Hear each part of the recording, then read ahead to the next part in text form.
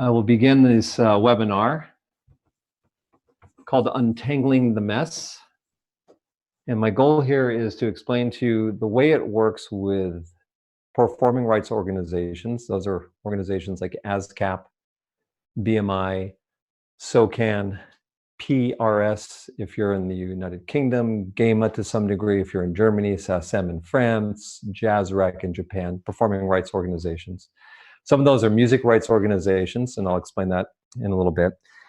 And then move into SoundExchange, because these are common questions that I get. And then after SoundExchange, also explain what a publishing administrator is, what a self-published songwriter is, how Audiam fits into all of this, and a company that comes up a lot, gotta close the door again, excuse me, is called SongTrust. I'll explain what that is, CD Baby Pro, TuneCore Publishing, and how this all ties together and what you should be doing and where you should be registering and how you can collect your money and so forth. So with that being said, I'll do my best here with the easel. And I'm going to start off with the basics. Any of you that have seen me speak, you've probably heard this 1,000 times. There are 2 copyrights in each piece of recorded music. So I will use my now probably infamous example. Sony Records, actually it was Arista Records, hired Whitney Houston, and I just touched my nose, but I have washed my hands. So, oh God, sorry, there's so many beeps and bumps going off here. Here we go. Yes, it's me. Okay, someone just texted me. So, Arista Records hires Whitney Houston to sing a song. Here we go. The song they hire her to sing is called I Will Always Love You. They pay her, they pay a recording studio, they record it, they get a recording of that particular song. The recording is now owned by Arista Records. So over here, we've got Arista, which is the record label. And I apologize if this gets out of focus or gets hard to read. And this is supposed to be a CD, and I Will Always Love You. And this is by Whitney Houston. All right, there we go. The recording is now owned by Arista Records, and that is recognized by a P, which means phonogram. Right? However, Dolly Parton wrote the lyric and the melody. That's my Dolly Parton, and I'm sticking with it. Cowboy hat. No comments, please, on my Dolly. So Dolly wrote I Will Always Love You. Arista Records hired Whitney Houston to sing it. That is the second copyright. That is the C copyright. This is for the lyric and the melody. Those are your 2 separate and distinct copyrights in each piece of recorded music. So for every piece of recorded music in the world, let me turn off my notifications here. So the bings and bongs won't bother you. Thank you, Brian. Can hear you. Good news. Okay. In every piece of recorded music, 2 copyrights. One for the recording itself. That's the P. The second one for the lyric and melody. Now, what's interesting is you can be the same thing twice. You can be Dolly Parton, and you can write the song I Will Always Love You. And then you can be hired by a record label to record your own song. In that case, you're still 2 separate and distinct things. You're Dolly Parton that wrote the lyric and the melody, so you control that. And now you've been hired by Arista Records to record your own song. Now they control the recording, but you still control the copyright. So what I'm going to be talking about today is this, all right? The copyright to the lyric and the melody. I really won't be discussing too much of this except when I discuss SoundExchange. But for the most part, I'm focusing on this because this is called music publishing. Publishing administration, songwriting. It all ties into the Dolly Parton side of things, and that's what I'm going to touch on as I go through this. So let me just erase this now, these incredible graphics. By the way, when we're done, I will show you how I have this easel standing so high. I think every book I have in the house has been put under these legs to make this thing high enough. Let me dry this off. So let me start with some very simple basics. Not simple. Let me start with some basics. When you write a song and it's in your head, it doesn't get a copyright. It only gets a copyright, which means there's rules and regulations and laws and money owed when you make it tangible. And how do you make a song tangible, a lyric and melody? Well, there's really 2 ways. Number 1, you write it down, right? And then the second way is you record it. And when one of those 2 things happens, and it doesn't matter the quality, you could write it on a cocktail napkin, you could record it in your iPhone, but as soon as it becomes tangible, you instantly get that C copyright. Okay, now it's copyright protected.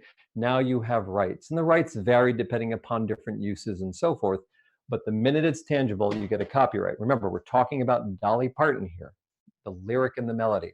So Dolly Parton writes the song, I Will Always Love You, and there it's in her head, and she makes it tangible. She writes it down, or she records a demo of it, right? When she does that, she instantly becomes three things. And I'll try to write this bigger so you can see it.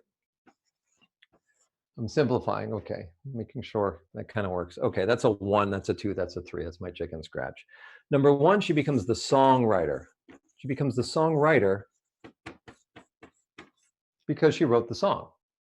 Number 2, she becomes the music publisher, just a terminology we use in the music industry, so she's the music publisher.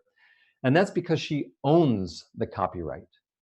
And number 3, she becomes the publishing administrator. So I'm going to shorten this, publish administrator, admin or administrator. And that means she's now responsible for licensing and collecting the money that her lyric and melody make when a recording of her song is used or sheet music is sold or other ways. So she's these 3 things. She's a songwriter because she wrote it. She's the publisher because she owns it. And she's the publishing administrator because she's licensing and collecting the money for her lyric and melody, I Will Always Love You. So she's 3 things. And when you're these 3 things, the vernacular, the words that we use in the music industry, don't worry, I'm going to explain this at length in a moment. The vernacular that we use in the music industry is called a self-published songwriter. And I'll even write it down, a self, and I'm sorry about the loud noise of this easel. You should see how precariously balanced it is. Songwriter. So she's those 3 things. She's a self-published songwriter because she's a songwriter, she owns it, and she also licenses and collects it. So she's these 3 things. Now keep in mind, Dolly Parton could have co-written a song, let's say with Kenny Rogers, which by the way, he recently passed away. I'm 52, so although I'm not a fan of Kenny Rogers' music, I am a fan of Kenny Rogers, if that makes any sense. And I was very sad when he passed. I don't know, it just really got to me. Maybe because it just makes me feel older. It was important in my childhood, but I'll save that for a therapy session.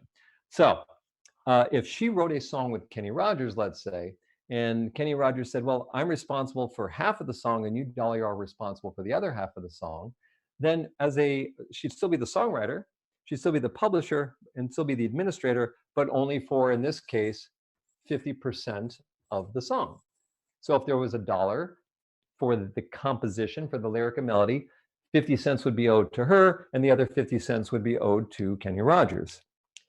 And this has no limit. When you get into hip hop songs and sampling and collaboration, sometimes you could have 20, 30, 40 people, and you have to figure out how to slice that ownership of the copyright into all these little pieces. Someone can own 3%, someone can own 7%.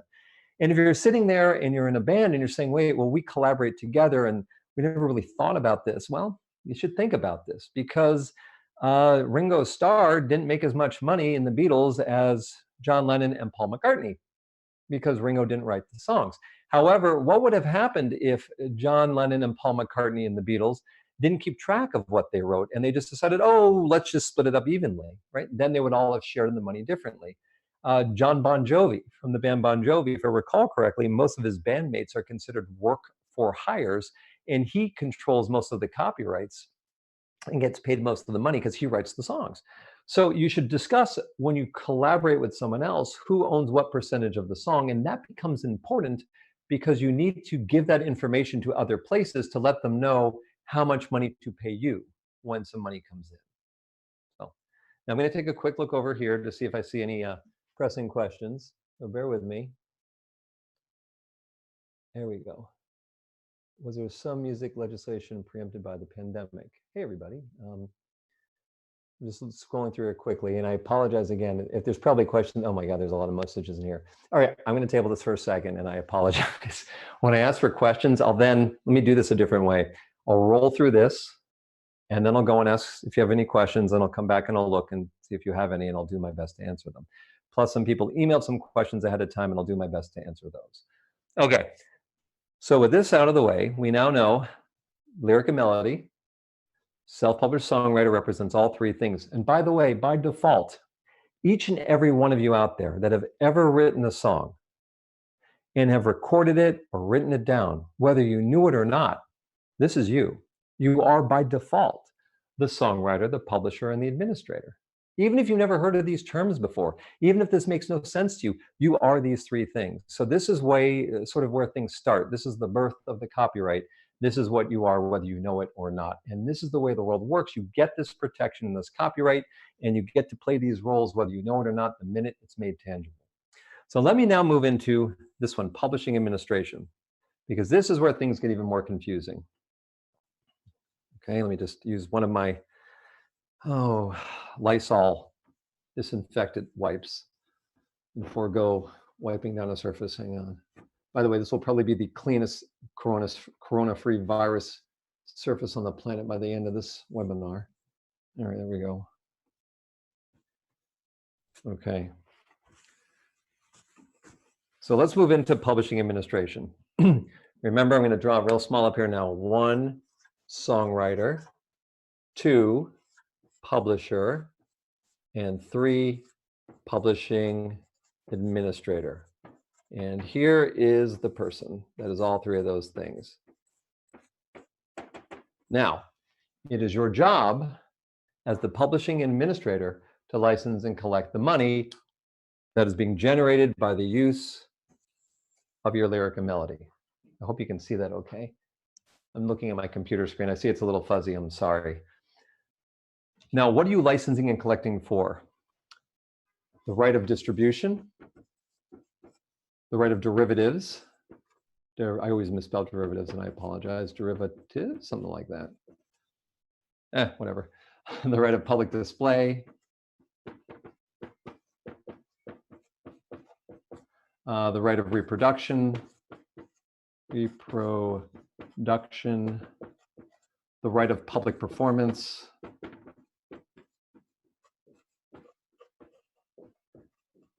And then finally, the right of digital transmission.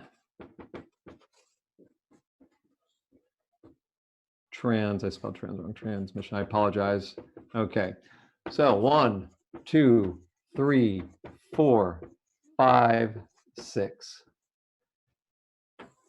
When you're a publishing administrator, it is your job to license and collect the money for these 6 things.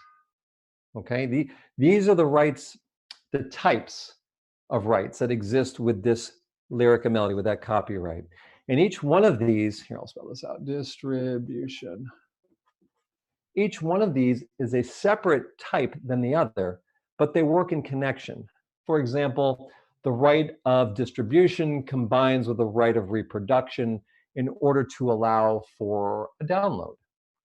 So these are your 6 rights.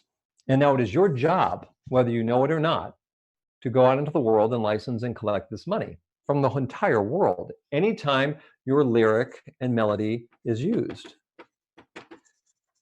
All right. And now what I'm doing right here, by the way, is I'm setting the foundation for you to explain the differences between ASCAP, BMI, SoundExchange, Audiam, Publishing Administrator, and so forth. So this is the information you need to make all of this make sense and untangle what tends to be very complicated stuff. So each one of these rights works differently, but you are now the publishing administrator. So you have to deal with licensing and collecting these things. And before I explain what these are, you might say, oh my God, that is such a pain in the butt. I don't want to deal with it. I don't even know what that is. I like writing songs. I want to be a songwriter. I like owning the songs. I want to be a publisher. But dude, I don't want to deal with this. This is a pain. Well, what you can do then is enter into a relationship with another entity where you don't have to do this. Someone else can do it for you. And when that happens, you're entering into something called a publishing administration deal. Publishing admin deal. So for example, I say to this person, hey, tell you what, you go ahead and write your songs, you go ahead and own your songs. Why don't you hire me to deal with licensing and collecting this money? And this person says, oh, that'd be great. And we sign a contract. And when they sign a contract, what they're literally doing is they're taking this publishing administration right and they're assigning it to me. So they no longer control that, but now I do. And I am now their publishing administrator. So they are still the songwriter because they wrote it. They are still the publisher because they own it, but they no longer license and collect this money I do on their behalf. And that is called a publishing administration deal. They are outsourcing to me the job of licensing and collecting the money that comes in from these 6 rights for the lyric and melody. And these are usually contracts.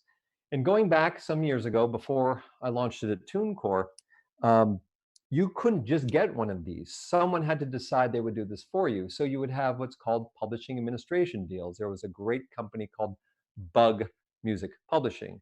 There's Olay Music Publishing. There's Sony ATV. There's Warner. There's Atlas. There's Round. I can go through a litany of companies that exist to do this. And they would decide whether or not they wanted to do this for you because it's expensive and there's a lot of legwork and paperwork.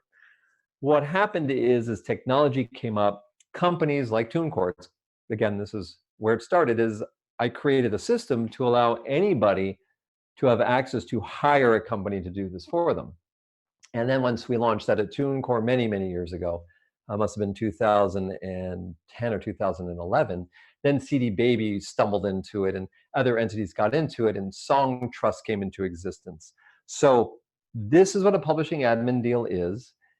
You're either assigning the right to somebody else to do your licensing and collecting, or you're keeping the right yourself. If you're a self-published songwriter, you are also the publishing administrator. If you are in a pub admin deal, you are not the publishing administrator, but now this company is. And by the way, this company here can do these administration deals with a whole bunch of songwriters. So you could have 200 songwriters or more, all have done deals with this company to do this part, license and collect this money. And what I will do is I will collect the money, I'll do my job the best I can, I'll collect the money, I take a piece of the money, keep it for myself, for my work, and then I'm supposed to pay the rest back to you based on our contract.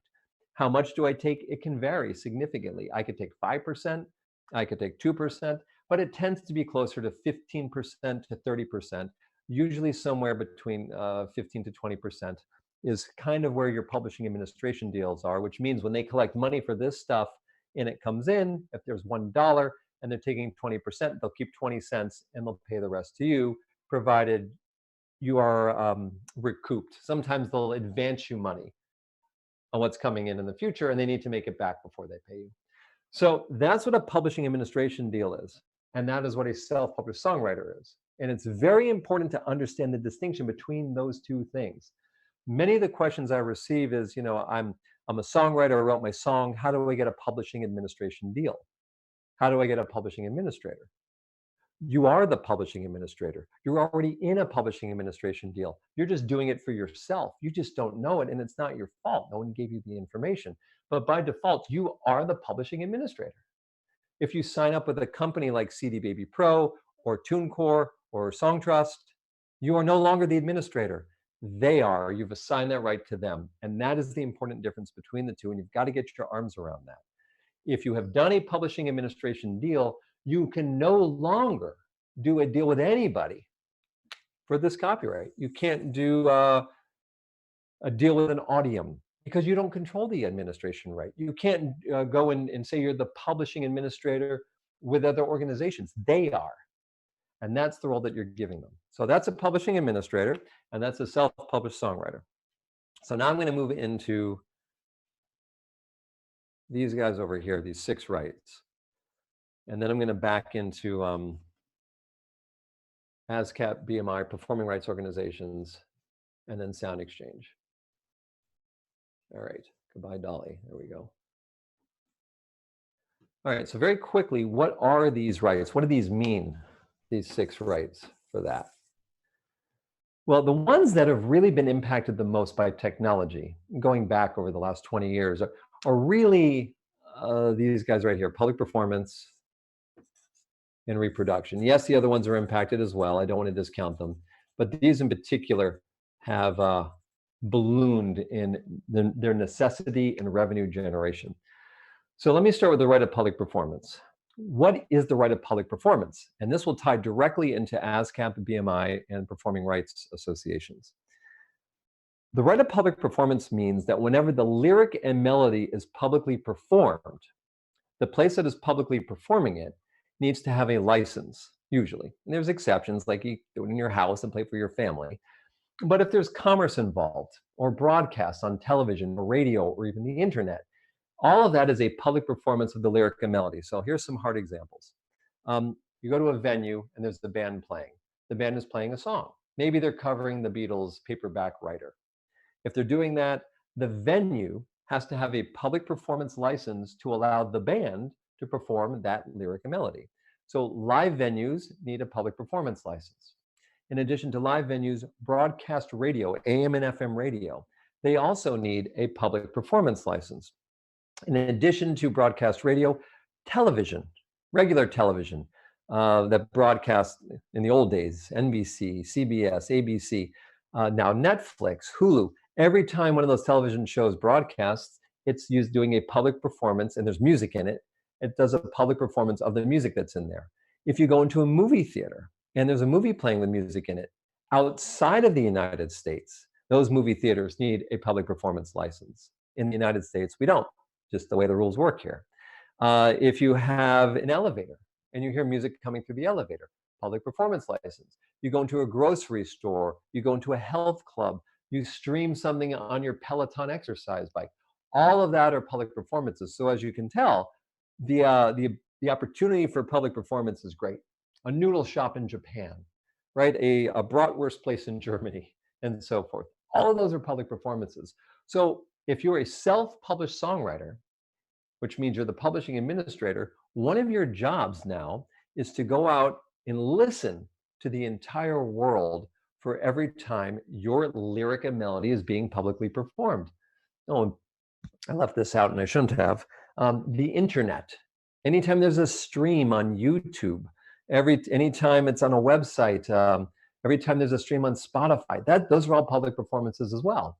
So now it is your job as the publishing administrator, either because you're a self-published songwriter or because you outsource the publishing administration to the other entity. Either case, both of them now, depending upon which way the rights are assigned, have to have an ear and listen to the world. And every time they find that lyric and melody being broadcast, it's a public performance, the entity that's doing that needed to be licensed, and most of the times needs to make a payment.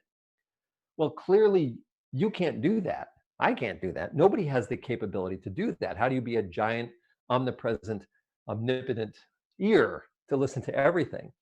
So what you do is you hire someone to do that for you. And you take this one of these 6 rights, this right here, this one right, and you go, I'm going to hire somebody to do this for me. I'm going to hire a performing rights, RIGH, there we go, organization. Also known as a PRO. In the United States, we have a couple of PROs. We have one called ASCAP. See if I can spell ASCAP correctly. BMI, CSAC. We have another one called GMR. So these are your, there's a couple of others. The 2 biggest ones are right here, ASCAP and BMI. Those are the biggies. These guys represent, between the 2 of them, I think over 10 million songwriters and somewhere close to 90% of all of the songwriters and publishers. I'll get to that in a moment. So this is some great one-stop shopping, because if you're a company and you want to use music and you need a public performance license, if you do a deal with them and a deal with them, you're going to get a license, a blanket license to lots and lots of music and lots of songs and lots of songwriters. So the ASCAP, BMI, CSAC, GMR are performing rights organizations, and they do one thing. They don't do this, they don't do this, they don't do this, they don't do this, they don't do this. They do this. And it's their job, when you become a member of their organizations, right? You go to their websites, you sign up, you pay fees sometimes, you fill out forms. What you're doing is you're assigning to them the exclusive right. Sorry, taking that back. You assign to BMI and ASCAP the non-exclusive right, to CSAC and GMR the exclusive right. Let me just explain that later. To go out into the world and be a giant ear and listen for the broadcast of your lyric and melody on the internet, on television, on radio, all around the world. And that is what their one job is. They don't do any of this other stuff. So that is what ASCAP and BMI are, and CSAC and GMR. They're performing rights organizations. They do this one thing that you hire them to do. You're outsourcing it to them, but you still have to deal with all these other things. Now remember, you're either a self-published songwriter, in which case you are making the decision to do this, or you're a publishing administrator, right? In which case a self-published songwriter assign the right to the admin to you. They don't do it, now you do it. But in both cases, both of these entities are becoming members of this organization to go out into the world and listen to, license, and collect your money. Now, some people will say, well, wait a second. You mean to tell me that I'm going to take my right, I'm a self-published songwriter, I'm going to assign my administration right to them, and then they're not even going to do the job? They're just going to outsource it to them? And then they're going to take a piece of the money and then give me the rest? Why don't I just go to them myself? Good question. Don't have the answer to that. And what I mean by that is this organization that says, I want to do this work for you, has to come up to you and explain to you their value proposition. Why should you use them? Why should you allow them to get a piece of the money for the work that somebody else is doing? And there's sometimes things involved, like something called conflict resolution, where you'll say you own 100% of a song, and someone else will say they own it, and now you're in conflict, and that has to get untangled and fought with. And other times it's registering the information in here. Just because you become a member, you have to tell them what you own. Hey, I wrote a song called Black Marker, and I own 100% of it, and I'm the person that wrote it, and so forth. And you have to fill out forms or online forms and remit it and submit it. So there's different value propositions, but it's really up to you to determine if you feel it's worth doing a deal with a publishing administrator for them to outsource to the same company you can have access to.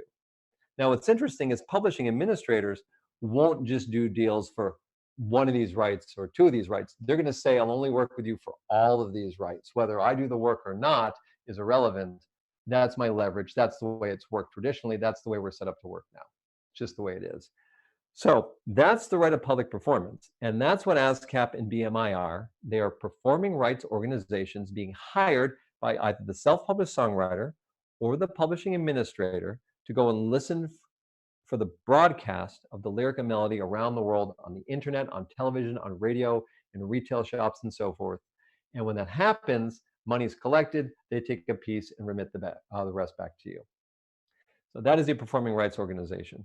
What I did not discuss is something very unique about public performance, and I'm going to do that now because I bet a number of you are out there going, wait, tell them what's this about a songwriter versus a publisher.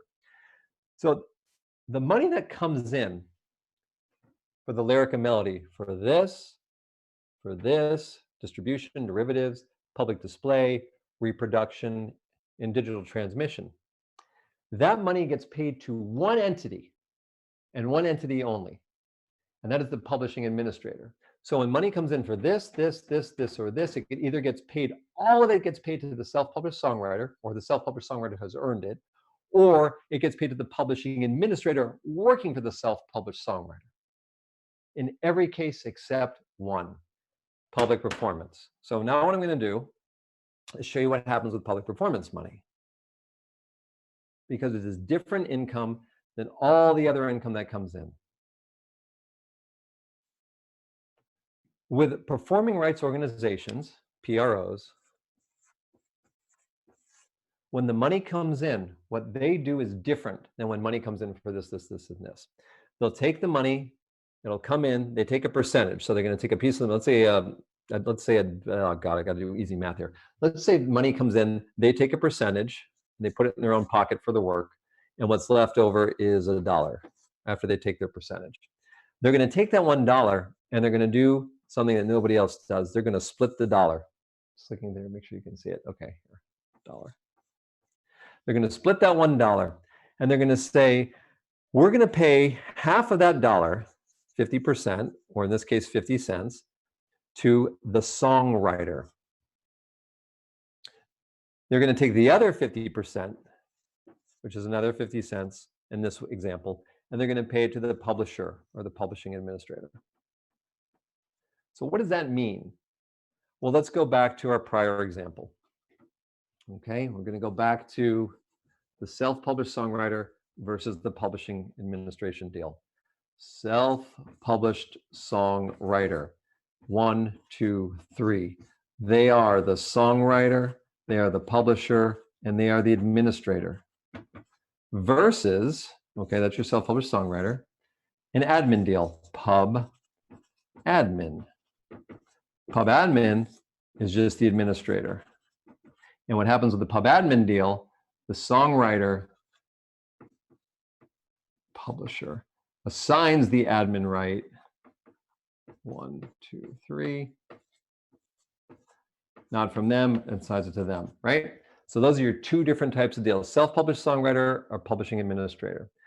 So when a dollar comes in to ASCAP or BMI or performing rights organization, they're going to take half of the money that comes in this case 50 cents or 50%, and they're going to pay to the songwriter. Okay, so let's go for the self-published songwriter. They're going to pay 50 cents to the self-published songwriter because the self-published songwriter is the songwriter. They wrote the song. Then they're going to take the other 50 cents and they're going to pay it to the publishing administrator, basically, right?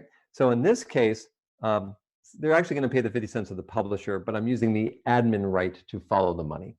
They're going to take the other 50 cents and they're going to pay it over here as well, because this person is also the publisher and the administrator.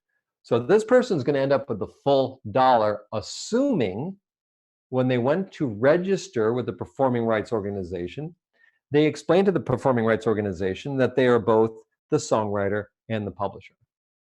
If they don't tell them that, right, if you just go and you say, hey, I'm the songwriter, in some cases they'll go, great, we'll pay you the 50 cents for the songwriter, but we don't know who the publisher is.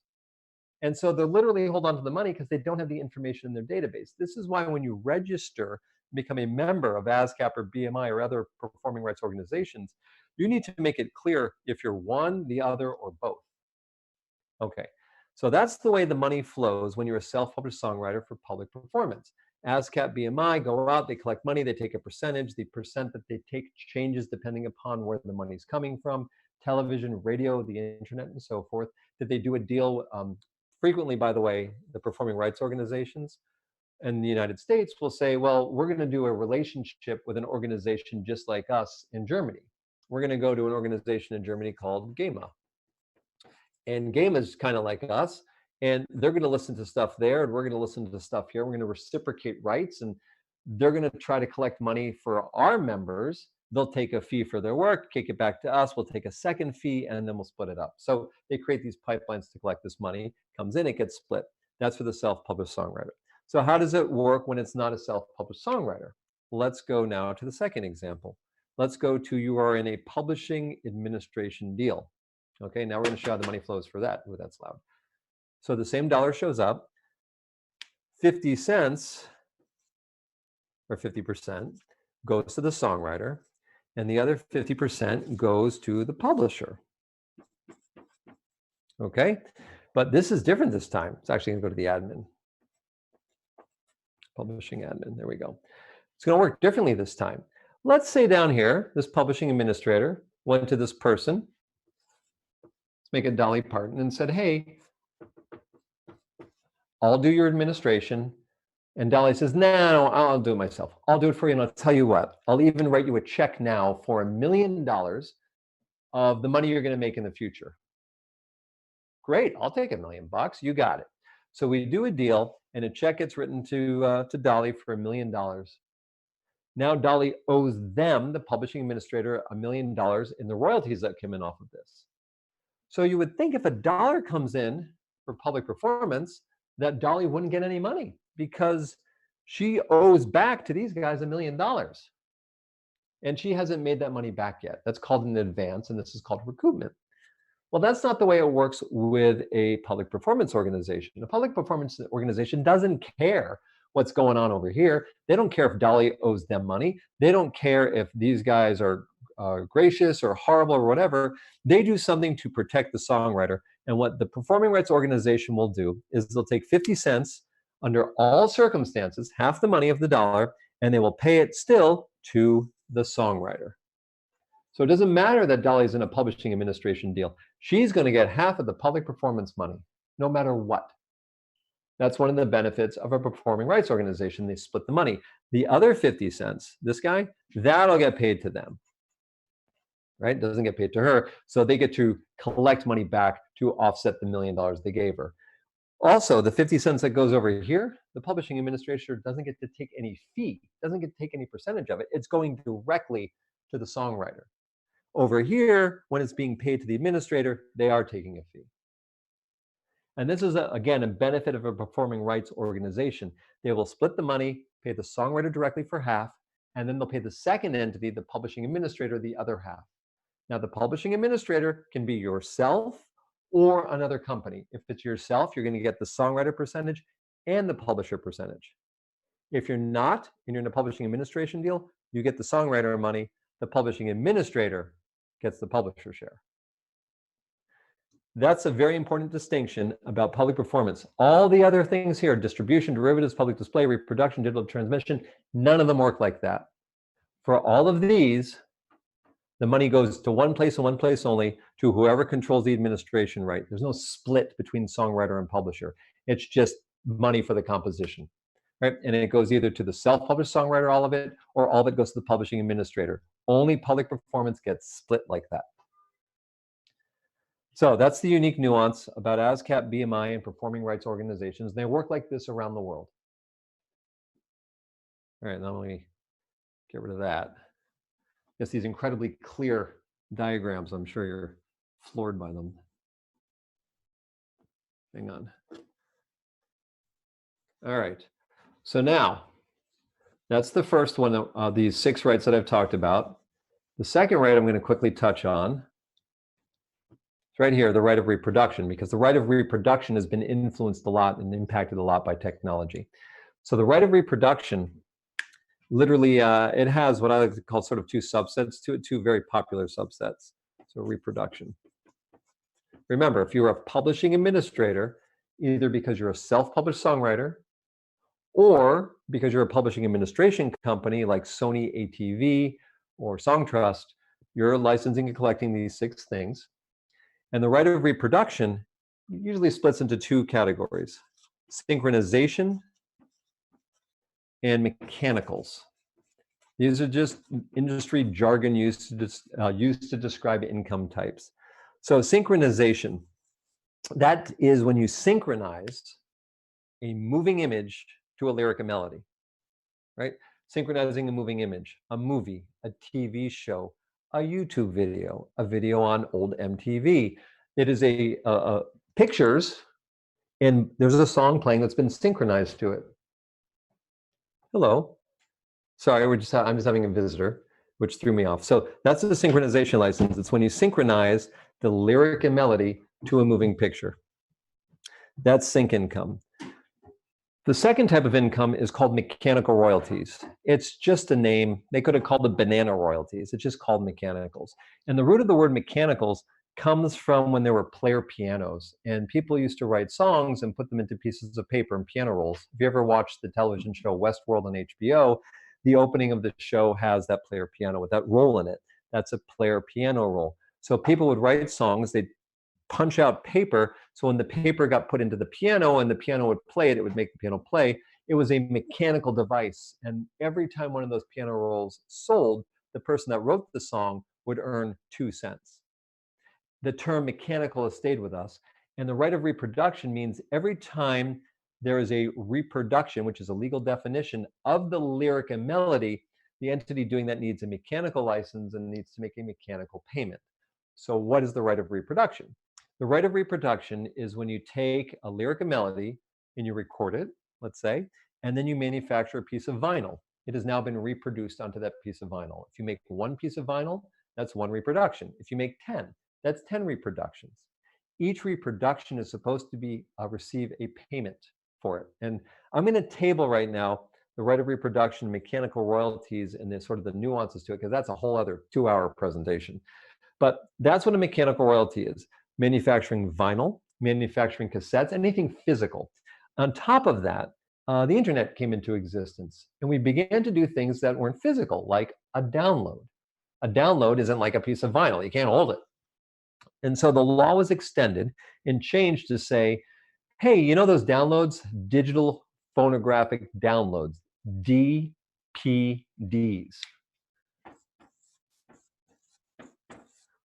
All right, those also are going to need a mechanical license. So whenever the record label would manufacture a piece of vinyl of Whitney Houston singing Dolly Parton's song, I Will Always Love You, the record label needed to go over to Dolly Parton and get a license called a mechanical license. And every time it manufactured a CD or a piece of vinyl, it would need to then remit a payment to Dolly Parton under the terms of the license. That's a mechanical royalty. Mechanical royalties extended to downloads, and then they extended to something called interactive streams.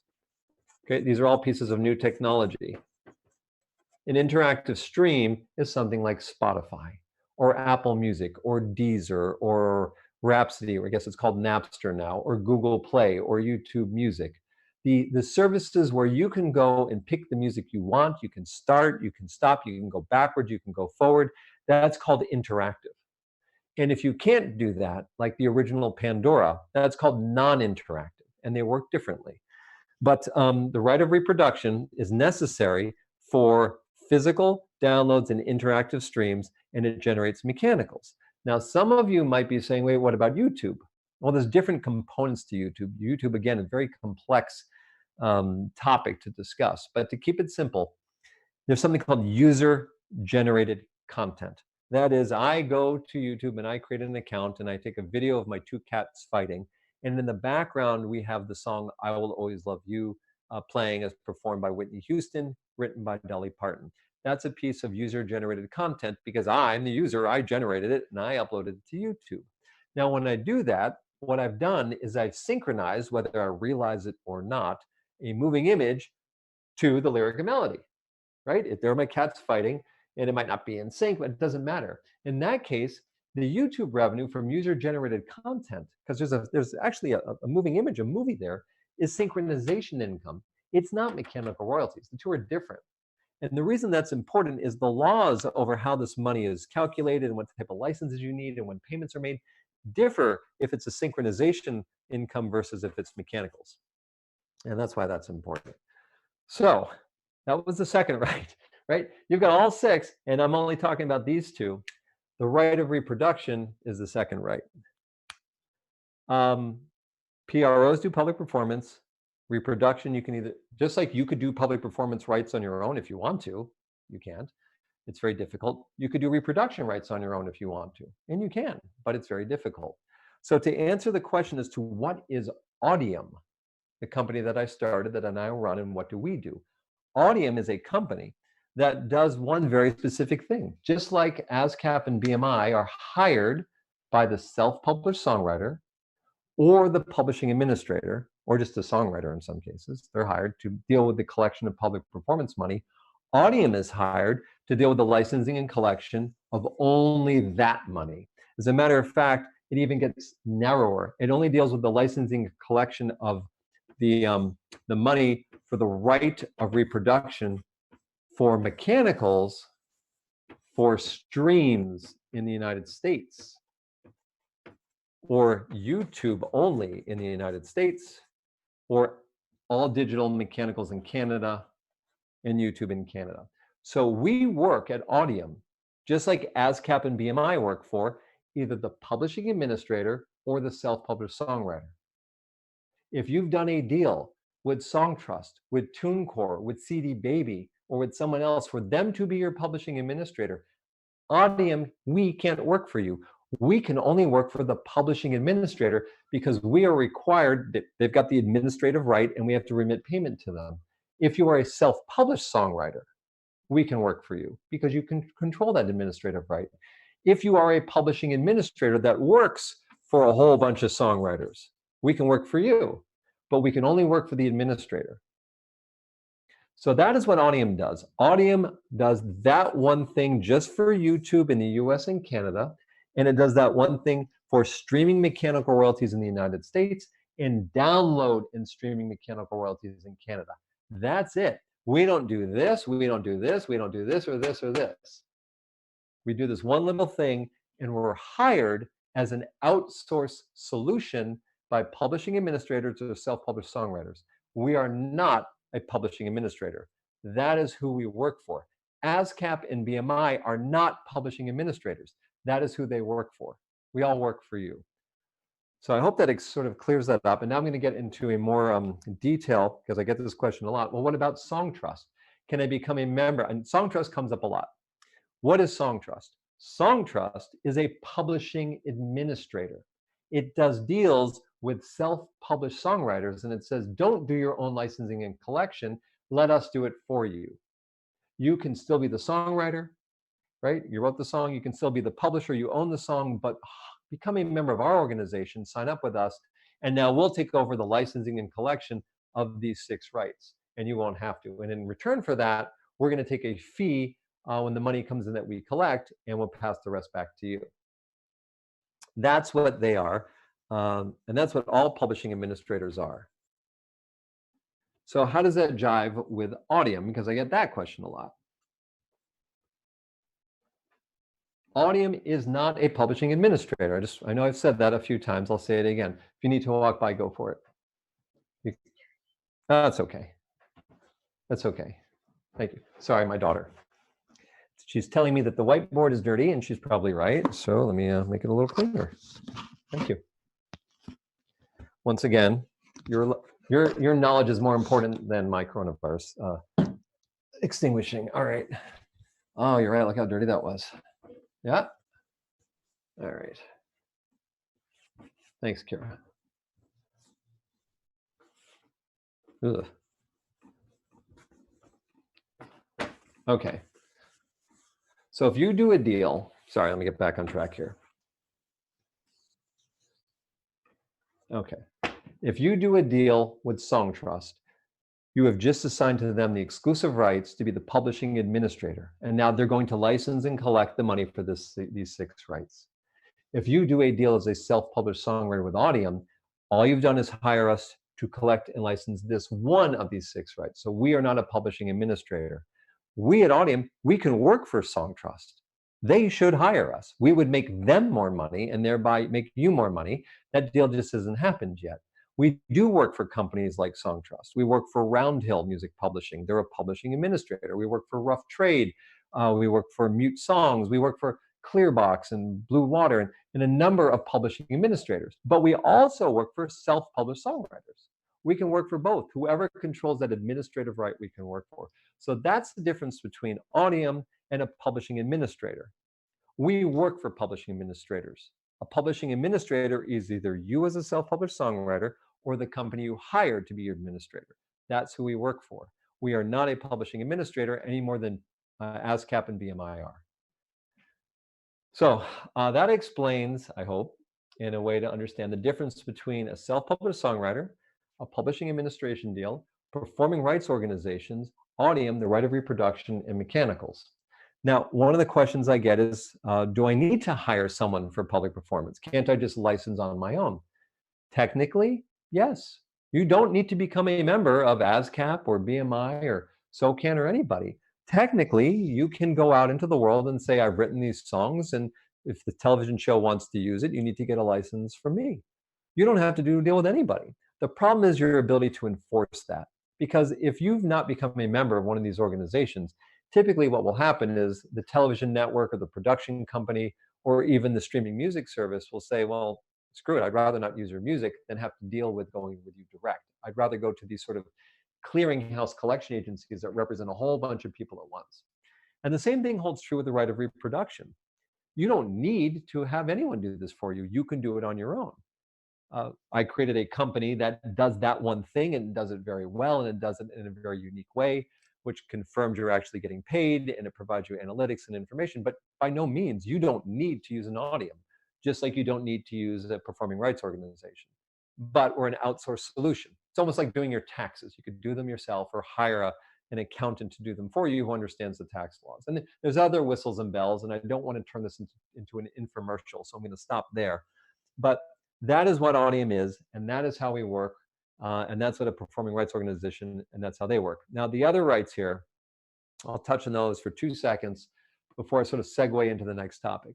The right of distribution means the ability to distribute the lyric and melody Now, the lyric and melody doesn't exist unless it's recorded to be distributed. So there's usually a recording, not usually, there's a recording that gets distributed. Derivatives, that tends to be sampling. You take a song and you take MC Hammer. God, my age is showing again. Can't touch this, right? It has Rick James sampled in it. So he used a different recording that was done of another song into his own song. Or, God, if you really want to get, well, I'll just leave it at that. That's a derivative work. Or another derivative work is if you take a song and you change it into another language, right? That's considered a derivative work, and you need a special license for that. Public display is lyrics. So if you ever see lyrics, you open up Apple Music, you play a song in Apple Music, they've got that cool feature now where the lyrics are showing up below the song and it scrolls with them. It's publicly displaying the lyrics. They need a license for that, a separate license than this other stuff. If they don't have that license and they're showing your lyrics, that's copyright infringement. So if there's a website out there that has your lyrics on it without a license, they're infringing on your copyright. And then digital transmission has to do with when the internet came up and we moved from AM and FM broadcast radio and traditional television into like digital fiber optics and satellites and so forth. The law needed to be expanded to allow for that. So that's what digital transmission is. But the ones that really drive the revenue are these two right here. So just going through my brain, we did self-published songwriter, we did publishing administrator, split of songwriter and publisher money through a performing rights organization. We've touched on reproduction, mechanical royalty, licensing, and collection. So now I'm going to move to something completely different called SoundExchange. You're good? Okay. SoundExchange. What is SoundExchange? As I get this question a lot. So SoundExchange has nothing to do with the lyric and melody. SoundExchange has to do with the recording.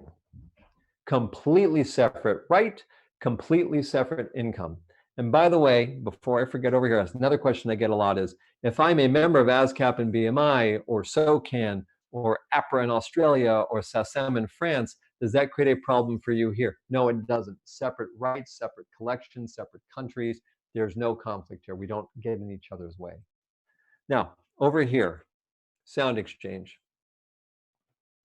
SoundExchange was created in the mid-2000s. What happened is Napster came into existence and people began to file a share and music sales began to drop and downloads showed up. And all of a sudden the record labels that had this huge control over the music industry, they were making a lot of money by selling a 5-inch circular piece of plastic for $19 so you can hear one song that you liked on a CD.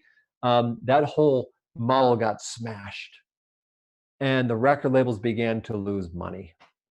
And they're like, oh shit, we need to make more money. I know what we can do. Why don't we do something that the whole rest of the world does that we in the United States don't do? And what that is whenever music is played on the radio, like FM radio or AM radio, we'll make the radio station pay us money for the recording. Now, let me go back a step. When radio plays a recording, they play the new U2 song, they play the new Radiohead, they play the new Lil Nas, whatever it is. When they play that recording on the radio, going back in time, they would have to pay money for the lyric and melody for the right of public performance. But they did not need to pay a royalty for the recording for the right of public performance. They only need to pay it for the lyric and melody, but not for the recording. And that's just the way the United States grew up. There's historical reasons for that, but broadcast radio doesn't need to pay money, AM, FM radio, when it played stuff, for the public performance of the recording. Everywhere else in the world, except like North Korea and Iraq, basically, they do pay money for public performance of the recording and the public performance of the lyric and melody, 2 payments. In the United States, we only get 1. So the record labels, because the revenue was declining and they were trying to find ways to make more money, said, well, let's go to the United States Congress and let's lobby and let's try to put through legislation where now the AM and FM radio stations, when they played our music, they'd have to pay the second fee because that'll help us make up for lost sales and it's more money, and why not, right? Well, as you can imagine, the radio industry pushed back and they got into a big battle on Capitol Hill in the United States.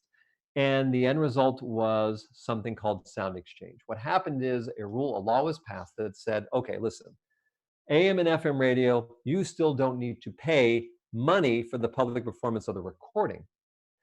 But if that recording is now broadcast digitally, satellite radio, Sirius XM. If it's digital, meaning it's on, you ever watch your cable channels at the very top of your cable channel? Sometimes there's music choice, you can listen to music. That's a digital transmission coming through a fiber optic cable. If it's streaming on the internet, or a radio station does a simulcast, so they're streaming their stuff on the internet, or Pandora, the original Pandora.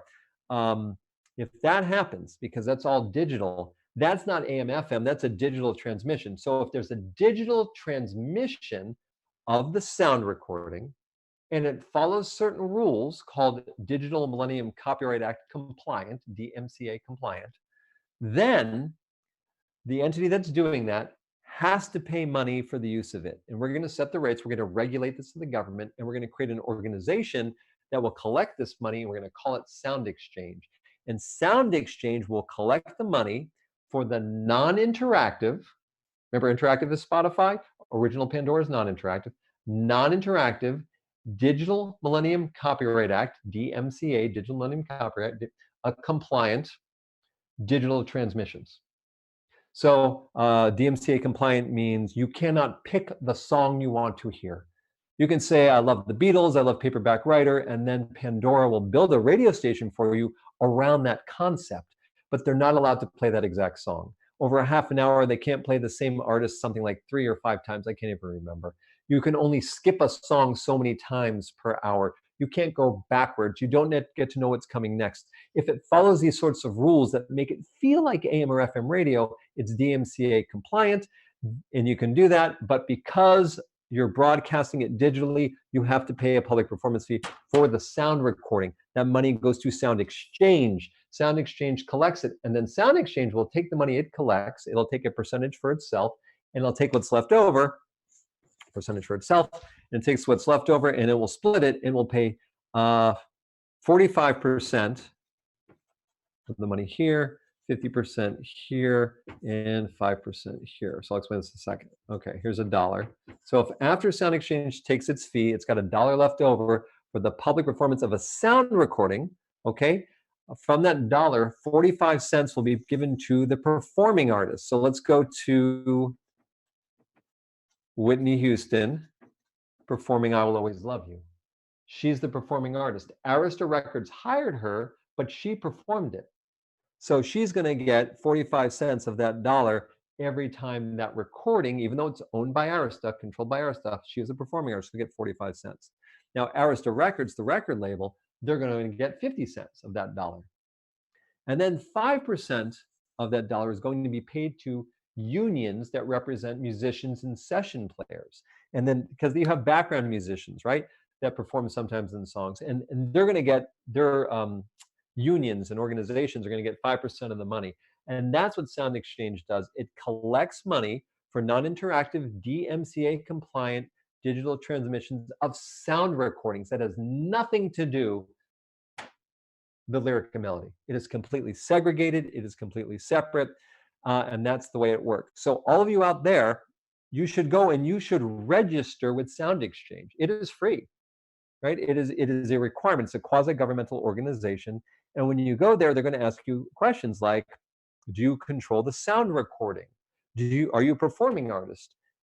And you need to give them this information. And then what they do is they get an information from Pandora and all these digital radio stations in the United States, and they try to figure out what's being played, and then they try to connect what's being played back to the information they have, and then they pay you. It doesn't cost you anything to join. By the way, it doesn't cost you anything to join Audiam either.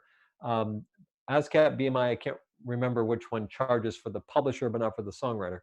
But anyway, you should definitely affiliate with SoundExchange. So that's what SoundExchange is. SoundExchange collects money for the digital transmission of non-interactive public performance for sound recordings, which has nothing to do with the collection for the lyric and melody. That doesn't mean, by the way, when Pandora does play a song, it's making 2 payments. SoundExchange is collecting one, and then over here, there's other entities collecting the other. Now, a nuance here is Pandora doesn't have to use SoundExchange. Pandora can go directly to the record label and get a license from them, and when they do that, the split of the money doesn't have to happen. And a lot of the sort of direct licensing is now happening because it's allowing SiriusXM and Pandora to lower costs because they can get better deals and so forth.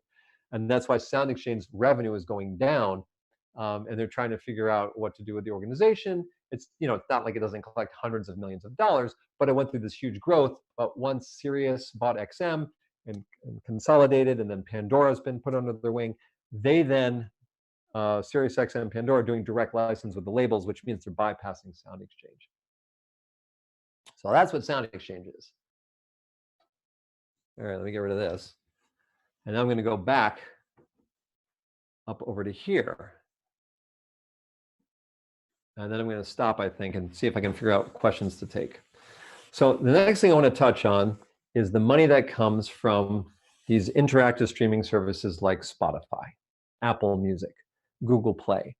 Okay, when those organizations use a lyric and melody, I'm going to talk only about the lyric and melody now, they actually have to get a number, they don't have to get all these rights, they have to get a couple of them. So the two big ones that they have to get are these two right here. The right of reproduction for mechanical, and the right of public performance. So from Spotify, I need those two rights. Okay. Now, I've recently written a document called the Definitive Guide to Spotify Royalties.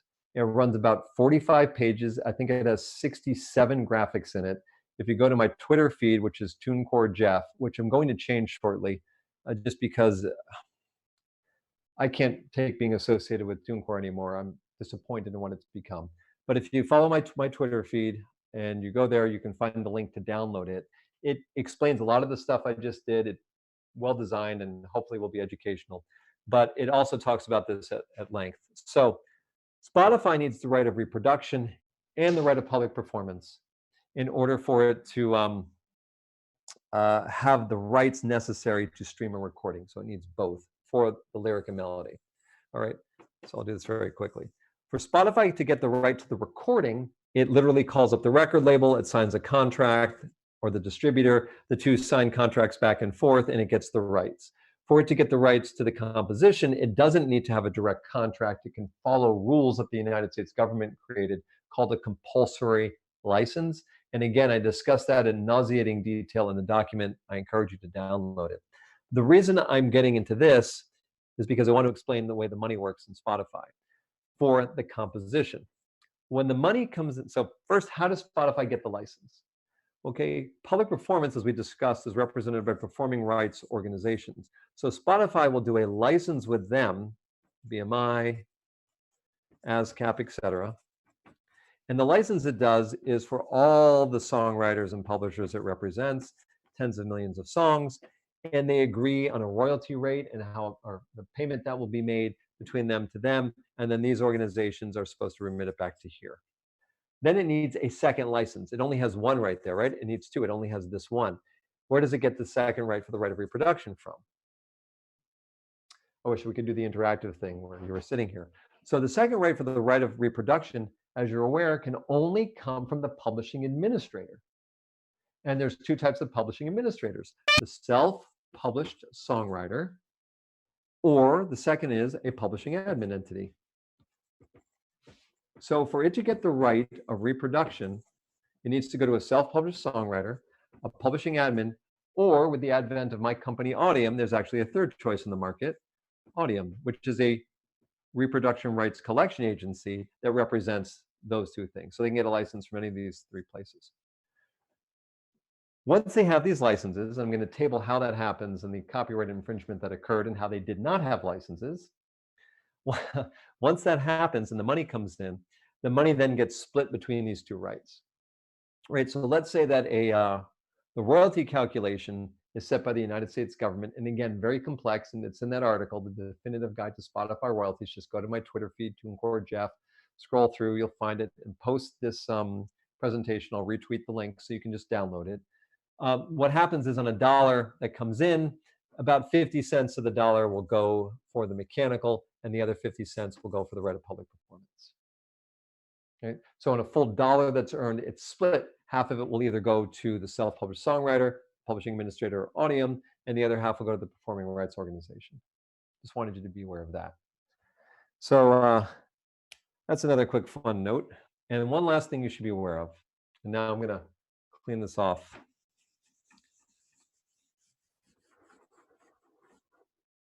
Bear with me here.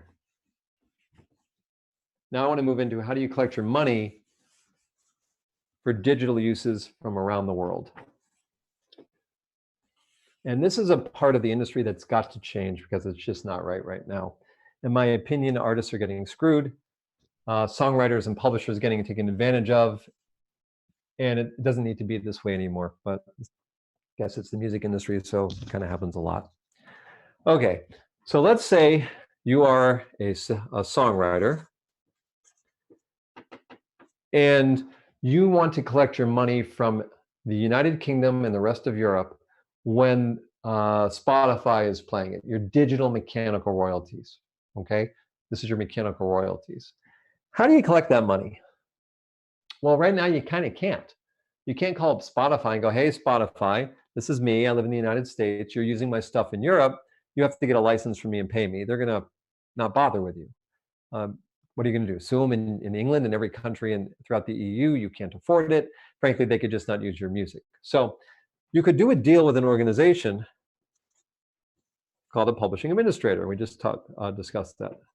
A publishing administrator, companies like Cobalt, Olay, Sony ATV, Songtrust, TuneCore, CD Baby Pro. Let me just remove CD Baby Pro and TuneCore for a moment because they have a whole nother layer of stupidity in them. You do a deal with a publishing administrator. You've just done a deal for those 6 rights, right? 1, 2, 3, 4, 5, 6. Now they're collecting all the money for that. Now they have to go get your money out of Europe. How do they do it? They then do another deal. They do a deal with the music rights organization. I'll give you an example. There's one called SACEM. SACEM operates out of France, but SACEM will license and collect money from places like Spotify and Apple Music for all of Europe. So what they'll do is a deal with, let's just use Spotify as our example. Okay, so you've assigned a right to them, they've assigned a right to them, and then they assign a right to them. 1, 2, 3 rights assignments. Let's say that at some point in the future, you want to audit what's going on out there. You're not going to audit them or them, you're going to audit them. You're not even at the source of the information. So how does this flow work? You give them the right to allow for streams of your lyric and melody. They then assign that right to them. They then assign the right to them. Question: what royalty rate was negotiated between them and them? You're way back here. You can ask them, they can ask them, they may or may not tell them. You don't know. Usually, it's very hard to figure it out. So how does this actually work? And what are you hiring these people to do? Because your administrator, as you're aware, is taking a percentage of your money. So let's go through this flow. Let's say that you wrote a song called Black Pen, right? So you tell them Black Pen, they tell them Black Pen, they tell them Black Pen. Spotify, this is the way it actually works, will send back, I'm actually gonna use a different color ink. Spotify will send on a time basis, maybe quarterly, a file to them. It's called a usage log. And the usage log contains a list of every recording that's streamed in Spotify in that time frame. Let's make it every 90 days. So it's a list of tens of millions of recordings. There will be a recording called a Black Pen. Okay, remember this person over here, let's say Joe. Joe wrote the song Black Pen, but let's say there's another person over here named Steve, or Jill, let's make this Jill. Jill also wrote a song called Black Pen. Here's a recording right here called Black Pen. Spotify sends it to SACEM. SACEM needs to know to connect this recording of Black Pen to Joe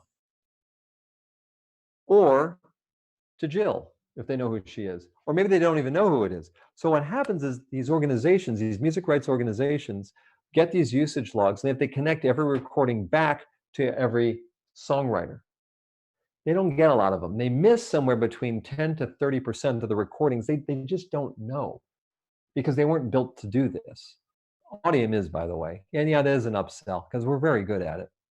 But anyway, they miss some of them, which means the money associated with those recordings doesn't get attached. And what they'll do is they'll say, okay, they'll send back to Spotify, back this way, a list and say, okay, we went through this, and here's what we found and what we connected, and we've negotiated a royalty rate, and here's an invoice.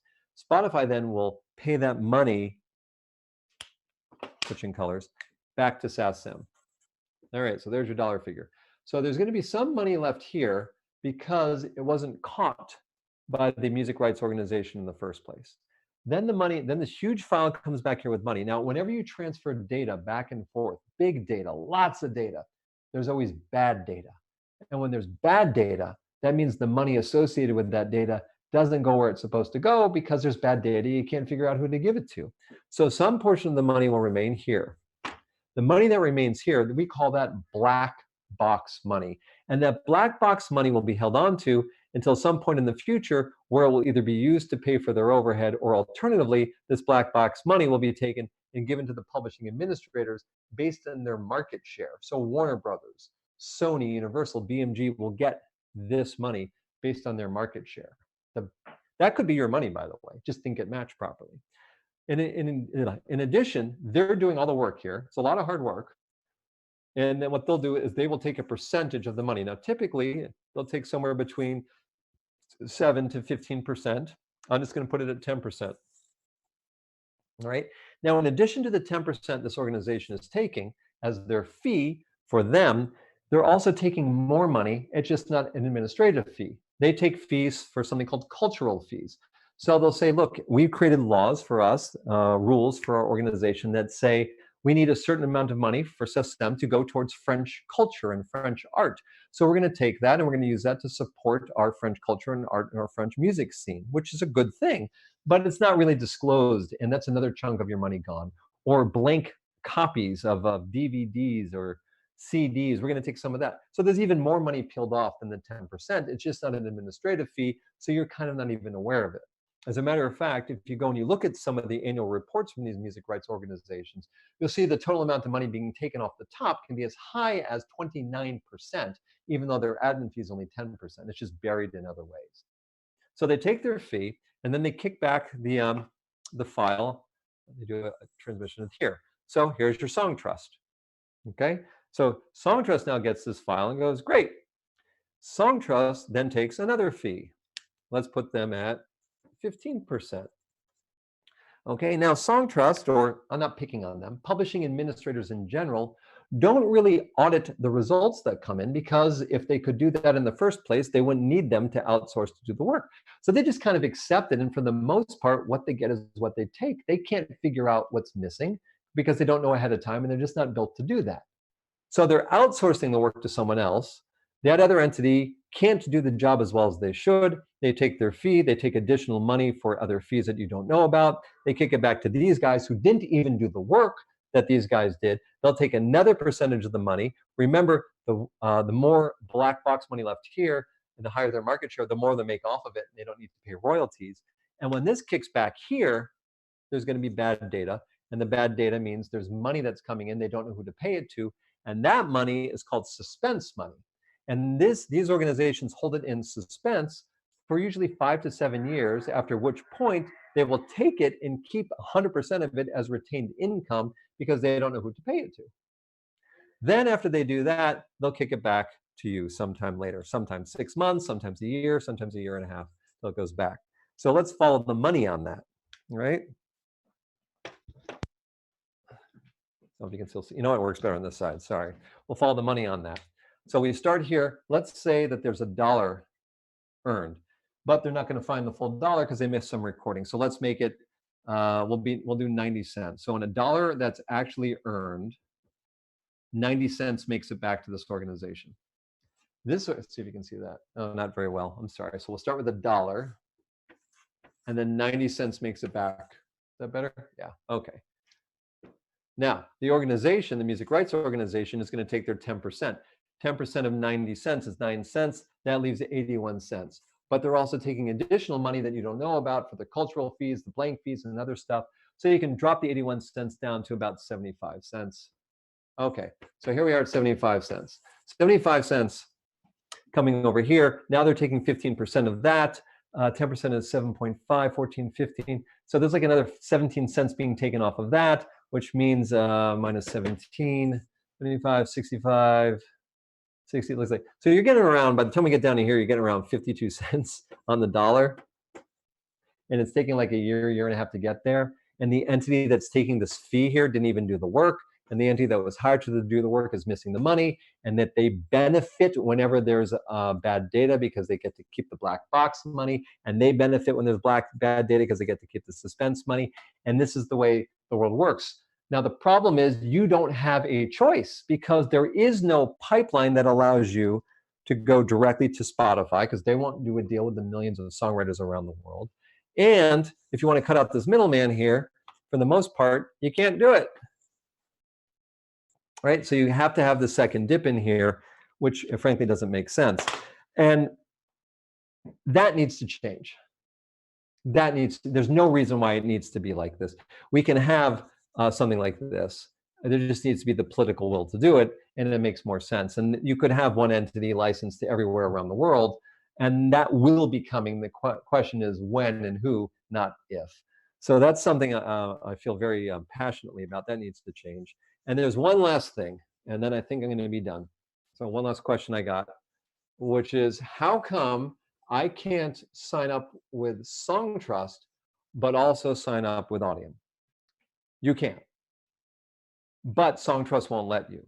In other words, you could go to Songtrust or a publishing administrator of any sort and say, listen, I'd like to do a deal with you, but I don't need you in the United States and I don't need you in Canada.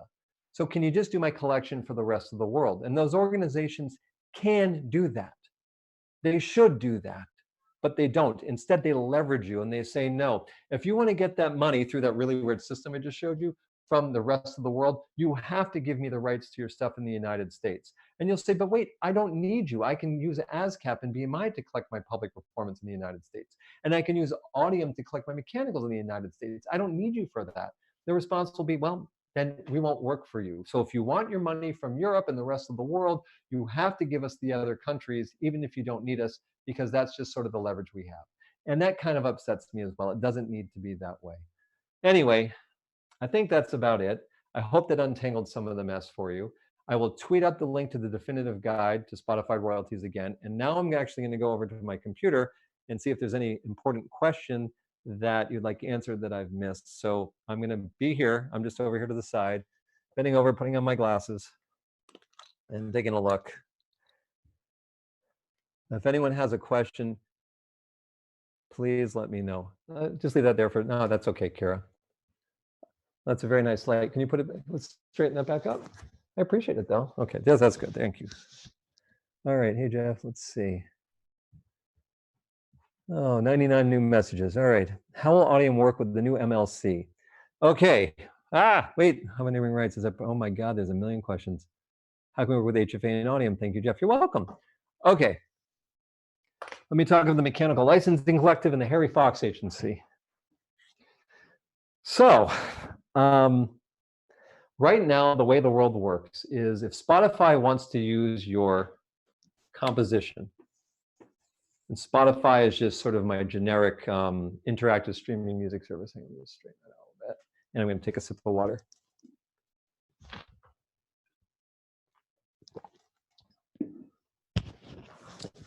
There we go. They need to get a license from you, and they need to make a payment to you. That hasn't been happening.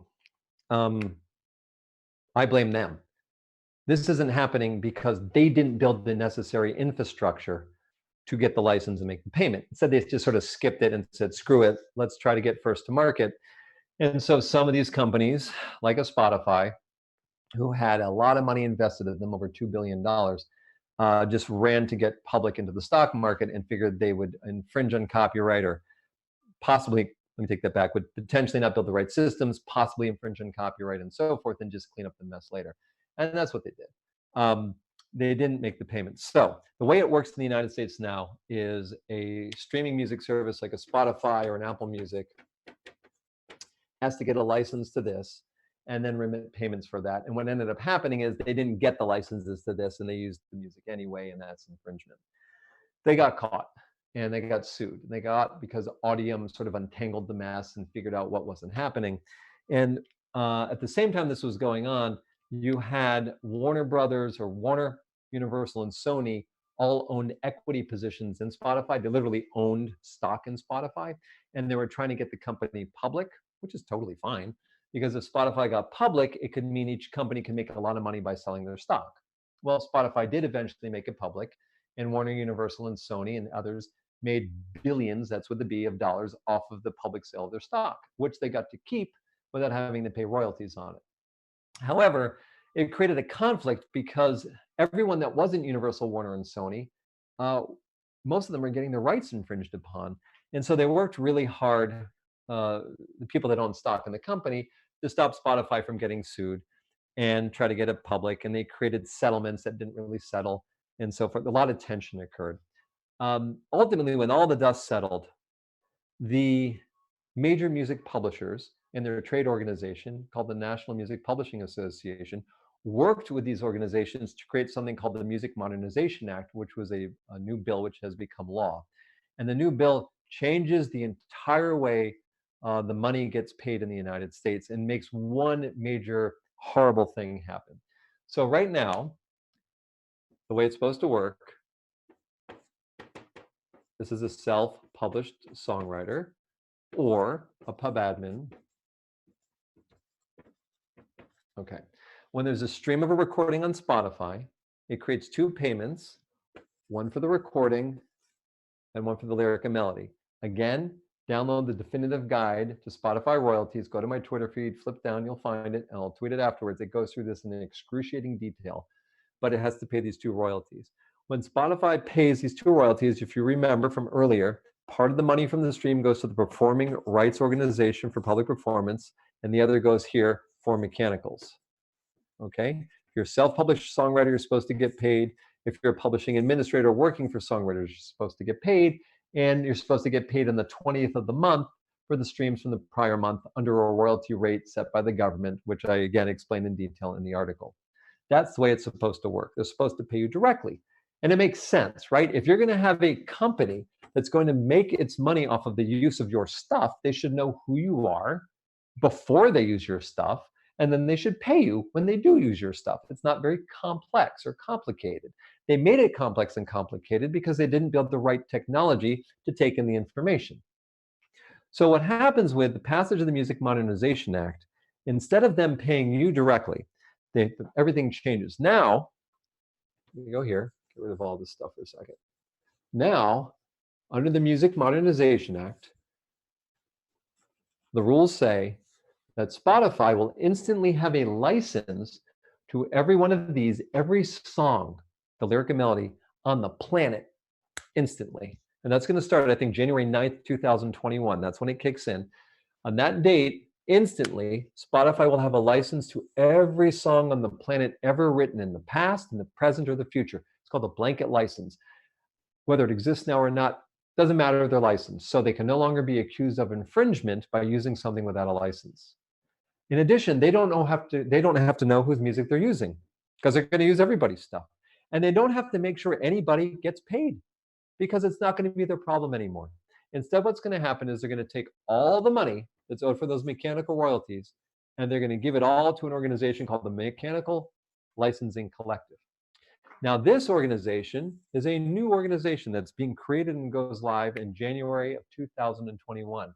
And this organization gets all the money for mechanical royalties and all of the information as well. And guess what? They don't need to know who anybody is or what gets used either. And this organization now is responsible for paying all of you, either the self-published songwriter or the publishing administrator. So what we've done is we've created a middleman between Spotify and you for your money by having it funnel through the Mechanical Licensing Collective. Not the best idea. In addition, the Mechanical Licensing Collective, if they can't figure out who to pay because they can't find you or you don't register with them, guess what? They get to keep your money, and they wrote into the law that if they don't pay you your money because they can't find you or because there's some technical data error or whatever, after a period of time, if they can't find you and they don't pay you your money, guess what? They get to take your money, recommend your money get taken, and get paid to others. But guess who they get to pay it to? The board of directors of the Mechanical Licensing Collective, which consists of Warner, Universal, Sony, the very people that helped to get the law passed. For the first time in the United States of America, we've made it legal to steal your money if we don't pay it to you and give it to ourselves for failing at our jobs. I kid you not. And that is the most controversial portion of it, is this liquidation provision that says if after a period of time you don't get paid, your money gets taken from you. That did not need to be there. Sorry, you go right ahead, sweetie. They just stuck it in. It's one sentence in this really big long bill that did not need to be there. And to this day, it really makes me angry. It's not right. It doesn't need to be there, but they did it anyway.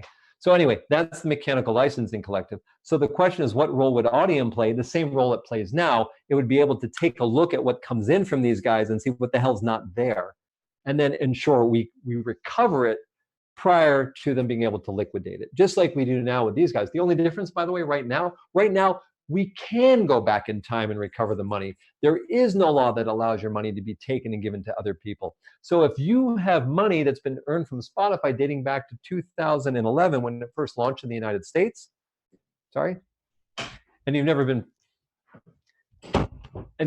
paid that money, part of what Audiam does, it's able to go in and find it, untangle the mess, clean up their database and recover it, right? You move into the Mechanical Licensing Collective, it's possible that money doesn't get paid out, in which case it will never make it to you. So this is my problem with a provision, close it all the way, with the provision of the Music Modernization Act. The Mechanical Licensing Collective, I can even live with that, but that one provision that says your money can be stolen from you and given to others that didn't earn it based on their market share, that also happen to run the organization that's not paying you, and who, by the way, they don't even need to use, That's really crinkly and loud, so you gotta be less crinkly, okay? Okay, thanks. So that's part of the Music Modernization Act, and that's how Audiam fits in, is just like we do now. We're gonna deal with auditing what's coming in. We're gonna see what's there, what's not there. We're gonna go recover that money. Those are very loud. Thanks, sorry. The other thing that Audiam does is it provides business intelligence. So we have a whole system called Layla, which provides you information on how your music is being used. For example, each streaming service, how much is being generated for each stream, a list of all the sound recordings of your composition, how much money each one makes for you.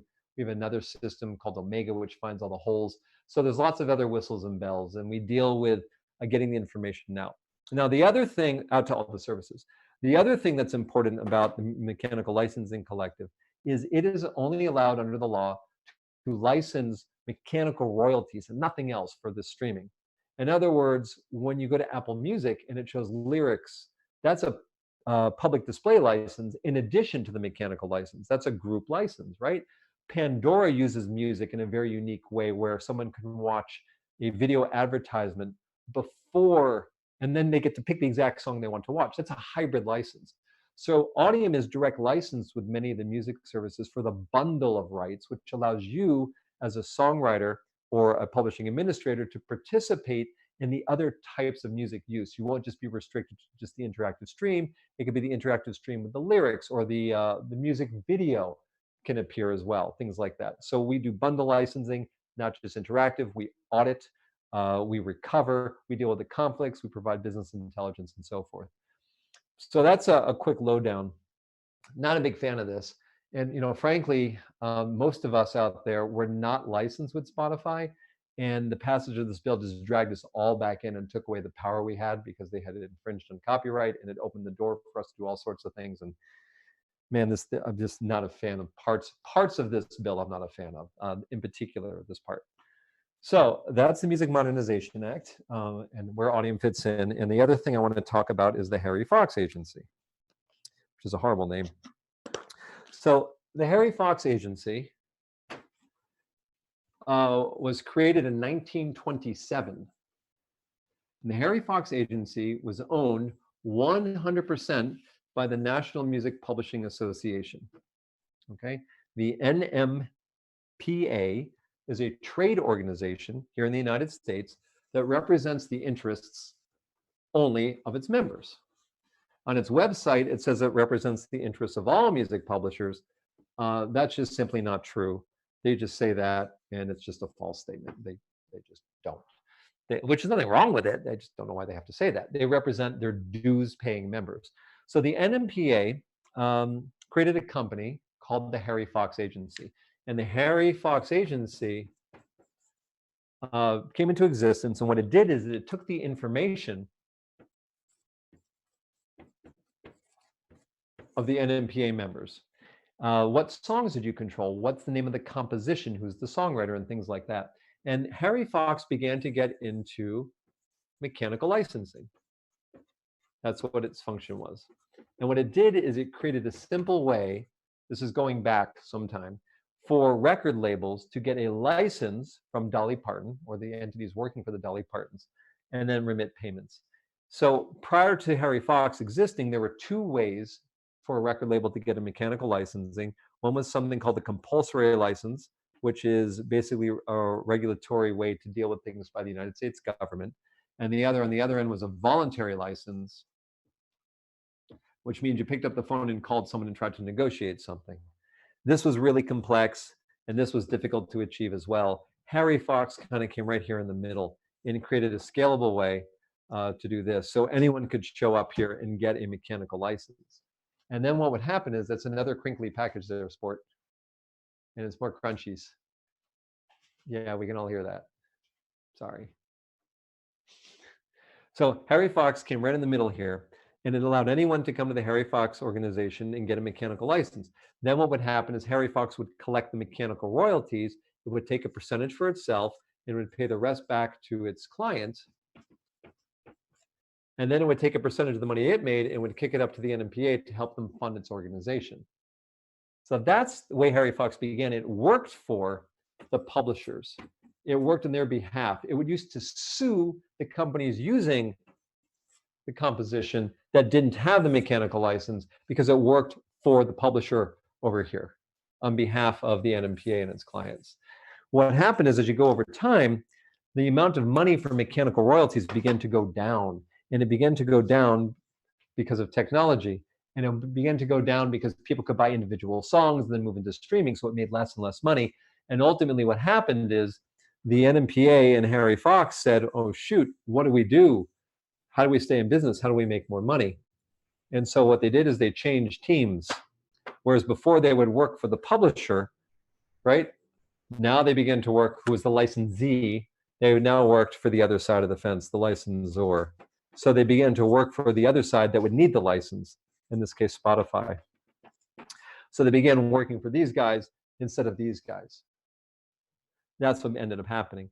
So now Spotify pays them a whole bunch of money to go out and deal with licensing and making payments to them. They work for them. They do not work for you. They work for them. Another organization, Music Reports, MRI, they work for them. They do not work for you. Their job is to protect their clients from getting sued. Their job is to perform back office services. Their job is not to make sure everyone gets paid, unless that's part of protecting their client. Their job isn't to make sure everyone is getting paid accurately or on time. Their job is to protect the companies they work for. Then you've got the other side of the fence. That's where ASCAP, BMI, Audiam, that's where we fit. We work for you. So Harry Fox was hired by Spotify to go and get licenses and make payments. And they couldn't do the job. Most people weren't licensed. Most payments weren't getting made from sort of a volume perspective. That ended up getting Spotify sued. They tried to protect them. It didn't work. But that's what Harry Fox is. It's a back office organization. It's just a third-party company that's been hired by these organizations to do work, and they can't even do the job properly. I'm going to tell you straight up, I've been in a fight now for the last month with Amazon, because Amazon uses MRI. They do not pay properly. They do not pay under the terms of the license. They are non-compliant with their own license. I have been fighting with them for years, begging them, just get rid of these guys with, just let us do the work for you for free. We won't even charge you. And they're like, no, we don't want to do that, because that means we'll have to spend more money doing a workflow that we don't want to deal with. Why is that our problem? How difficult is it for you to abide by your own terms of your own licensing contract? Is it really too much to ask you to pay the people the money that have earned the money? But apparently it is, which is why they're so happy about the MMA, because guess what? They don't have to deal with it anymore. They're going to kick it all over to that organization I pointed out called the MLC. And guess what? Guess who's going to be doing the technology for the MLC? Not the board of directors. Guess what? It's going to be Harry Fox. The very same company that can't pay you now is going to be in back office of the MLC, except you know what? When they can't pay you then, guess what? They get to take your money. I get really angry about that stuff. So that's Harry Fox. That's music reports. And now I'm going to go back to my computer and see if there's a couple more questions. I'm going to wind down. So hang on. Oh, geez, there's a million questions coming in. I'm so sorry if I don't get to them. If I hire disc makers to make CDs for me and I sell the CDs online like Amazon, who pays me the mechanical royalties? That's what Spiritual Rapper asks. Spiritual Rapper, the answer is it depends who wrote the song. So Spiritual Rapper, if you wrote the songs, then by default, you're paying yourself. You're giving yourself a license. If you're covering other people's songs, then you will be responsible for getting that license and making the payment to them. So that's the answer to Spiritual Rapper song. Let's see. If reproduction royalties haven't been collected from a pub admin, where are they held and how long are they held for? Okay, reproduction royalties, mechanical royalties are not held by publishing administrators. You are the publishing administrator. Remember, that's the terminology. By default, you are the publishing administrator. Unless you did a deal with someone else, then they are. So the royalties, if they've never been paid to you and you've earned them, are sitting with these music services that haven't paid them out because they never built the systems to pay them. How do you get them? Well, you should be able to just contact them and go, hey, listen, here's my information, pay me, but they built no systems to do it. That's kind of why Audiam exists. You're more than welcome to join Audiam. We'll go fight that fight for you. The other option is you contact Spotify directly and say, hi, my name is so-and-so. Here's a list of my compositions. You've streamed recordings of my songs in your service. I've never been paid my mechanical royalties. I never even received a license. They'll probably say, oh, go talk to Harry Fox. And now you got to go deal with the incompetence of Harry Fox and hope that they'll take your information and do reprocessing runs and pay you. Outside of that, there really isn't another solution. So Audiam, AUDIAM, sign up. We'll go do it for you, or go deal with Spotify and Harry Fox directly. All right, what else do I got in here? In the field of publishers, what should we fill out while distributing songs with distributor with my label? Should we limit with okay. Okay, quick answer here to Jen J. Can I go over DistroKid? Are they a distributor in PRO or publishing administrator or question mark? And can we belong to Audiam and DistroKid? How about BMI and SoCan and DistroKid? Okay, so remember, you've got two distinct and separate copyrights. Let me move my glasses, sorry. Sound recording, lyric and melody. Two separate things. Music distributors, DistroKid, TuneCore, CD Baby, Ditto, InGrooves, The Orchard. They're doing the sound recording. They're taking the sound recording and they are distributing it to make it available in the online music services. DistroKid is a distributor. They distribute a sound recording. They are not a publishing administrator. They are a distributor. So they'll take your sound recording and they'll send it to go into Spotify. When it goes into Spotify and it streams, two payments. One payment for the sound recording, a second payment for the composition. From Spotify, the money for the sound recording goes to DistroKid, okay? DistroKid takes 0% of the money and they'll pay the rest for you. That's just for the recording. The second separate royalty for the composition is not paid to DistroKid or TuneCore or CD Baby for their distribution. It is to be paid to you directly. And if it's not, then they're not being compliant, or you can hire a company like Audiam and we'll go and deal with it for you. So two separate payments, two separate things. So yes, if you become a user of DistroKid, who, by the way, I highly endorse and recommend DistroKid. Best in show, kicks the crap out of all the other distributors as far as I'm concerned. No, I don't own it. No, they don't pay me. I wish I could tell you TuneCore, the company I started and ran for 6 years, was best. It's not. I wouldn't go near that company now. I just really wouldn't. DistroKid, cheapest, best in show. I trust them, good company. DistroKid receives money for the sound recording. You are the publishing administrator. You are supposed to get the mechanical royalties. You can outsource it to a company like Audiam if you like. You can outsource it to a publishing administrator who could outsource it to Audiam. Two separate payments, two separate royalties. You can become a member of DistroKid and you can become a member of Audiam, just like you become a member of DistroKid and become a member of BMI and ASCAP. BMI, ASCAP, Audiam are over here. DistroKid is over here. Two separate things, But when the recording streams, two separate royalties, two separate systems and pipelines to collect the money. No conflicts. Let's see what else is here.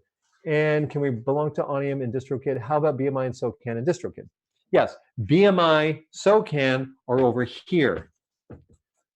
Okay, they work for the lyric and melody, whereas DistroKid works for the recording. Two separate things, completely segregated. One doesn't touch the other. Money is generated on both sides, but you need to be part of these organizations in order to collect all of your money usually. So you're free to become a member of SoundExchange, BMI, ASCAP, Audiam, and DistroKid. There's no overlap. Completely separate. Okay, let me move back into these questions. Getting my glasses. Let's see. Yes, Kira. My daughter has a quick question. In the field of publishers, what we should fill out while distributing someone distributed with my label? Should my label name is the publisher. Okay. So the question from M is, in the field of publisher, what should we fill out while distributing song with distributor with my label? Should I put label name as publisher or my name? I'm not sure I completely understand the question. If you're using a distributor, like a DistroKid, you're typically being asked the name of the band, the name of the song, the name of the release, the genre. That's very different than who wrote the song. Now, if you remember, sorry, I'm tripping. If you remember back to earlier in this conversation, I pointed out on this side with the lyric and melody, you can be three things: the songwriter, the publisher, and the administrator. Okay? So when you're going to become a member of BMI or Audiam or SoCan, you're going to want to know the songwriter name. That's usually your name. You can hang it up, sweetie. Thank you, though. The songwriter, that's usually your name. Now, what you can do is you could create a whole separate company called your publishing administrator. For example, Bob Dylan is the songwriter of All Along the Watchtower. And then he created another company called Ramshorn, which is the administrator. So it's his own company that licenses and collects the money. So he's both the songwriter as Bob Dylan. We're good? Okay. He's both the songwriter as Bob Dylan and the publishing administrator. So it's up to you. When you become a member of ASCAP, BMI, or Audiam, you tell us, are you a songwriter, Bob Dylan? Do you have a second entity that you've created for your publishing administration? It's still you, it just has a different name. It's a different sort of business entity. And if you don't, then your publishing administrator is also your name. But you could also create a whole second company and call it, a light bulb or whatever it is. So that's really up to you. So when you fill out the information, distributor is about the sound recording. SoCan, BMI, ASCAP, Audiam is about the composition. The thing you need to know is the publishing administrator name and the songwriter name. And if you don't have a publishing administrator name, then by default, the songwriter is the publishing administrator name. All right, what else we got? Hang on. Sorry, old man glasses. What else was playing on TV? Sorry, I'm mumbling. From Corey Lane, how would all this apply to music that was played on a TV show that is only distributed through the network's mobile apps versus TV? Who, if anyone, collects on that? Motor Trend app, for instance, that I believe is owned by Discovery Network. All right, very complex question. So the first thing is, if your music is being used in a TV show, it doesn't matter if it's only on an app or a broadcast television, two licenses, two synchronization licenses, one for the recording and a separate synchronization license for the lyric and melody. Those are the two things that need to be upfront. Now, typically what happens is the entity that wants to use your music in a TV show will make a one-time payment for you called the synchronization fee for the right to the recording and a second payment for the right to the lyric and melody. It could be two separate entities, right? You could have Lenny Kravitz doing a cover of, let me do a different one. You can have Jimi Hendrix performing All Along the Watchtower, written by Bob Dylan. The recording gets licensed, that's one fee, and then Bob Dylan gets a second fee, right? Now, every time that television show is broadcast, be it digitally or through regular television, there is also a public performance fee earned for the songwriter and publisher. So to answer your question is, if you're talking about the license, two separate licenses, two separate payments, and then every time it broadcasts means it streams on the app or gets played only online, there's a public performance fee that's generated that your performing rights organization, so can ASCAP BMI would be aware of, collect, and then are supposed to remit to you, provided they have your information. All right, going back, looking for more questions. I'll be back. Let's see. Jeff, what do you think about the distributor Amuse.io? This is from Jas. I've never heard of them, so I don't have an opinion. Raphael Bellamy, what are your best advice to collect money with the best amount of money for the creators? Well, again, that depends if you're talking about the recording or the lyric and melody. For the recording, use DistroKid. Less expensive, best in show, 100% of the revenue comes back to you. Great company, couldn't endorse it more. For the lyric and melody, affiliate with the performing rights organization in your own country, wherever that is. And then my 2 cents, use Audiam for collection in the United States and Canada. That's why I built the company, and that's what we're good at. Outside of that, if you're looking to do a publishing administration deal, you really don't need one in the United States and Canada. You just don't, because the way the laws and rules and pipelines work here. Where you do need it is outside of the United States and Canada. So if you can do a publishing administration deal with an organization that can mop up your money from the rest of the world, so be it. But US and Canada, frankly, you really should do it on your own, because all you're doing is hiring someone else to do the work for you for public performance and reproduction rights. All right, going back, let's see what else we got. Let's see. So someone's saying that we don't respond to them. I can't add more songs. I've tried numerous times to reach someone. Who can I write that will actually help? Well, Ali Diaz, that sounds like a really shitty experience. I'm sorry, that shouldn't have happened. If you email support@audiam.com with specific questions, they're supposed to respond within 24 hours. Please give it another shot. And my deep apologies if no one's gotten back to you. Maybe they have and it went into a spam filter. I just don't know. So moving on to the next question. Let's see. Wasn't Harry Fox bought by CSAC? Yes, Harry Fox. Someone asked me about the Harry Fox Agency. The NMPA did sell Harry Fox Agency to CSAC, which is a United States-based organization, in 2015. And Harry Fox's inability to pay people correctly, appropriately, or do their work continues to this day. As a matter of fact, we delivered to them over 150,000 compositions going back to last April of last year that they still haven't paid a single solitary fraction of a penny on, despite the stuff streaming in the music services for years, because they just don't have the ability to do it. And frankly, Spotify doesn't care. And if they can just make it until January of next year, all the liability is gone because the new law kicks in and their asses are covered. So let's see. Is HFA the same as CMRRA in Canada? Asked Pete Beauchart. No, HFA is not the same as CMRRA in Canada. Harry Fox works now for the other side. Spotify pays them, right? A service fee. It's like, here's X amount of dollars to do a job, work for us. CMRRA works for the other side. They work for the publishers. They don't work for the Spotifys.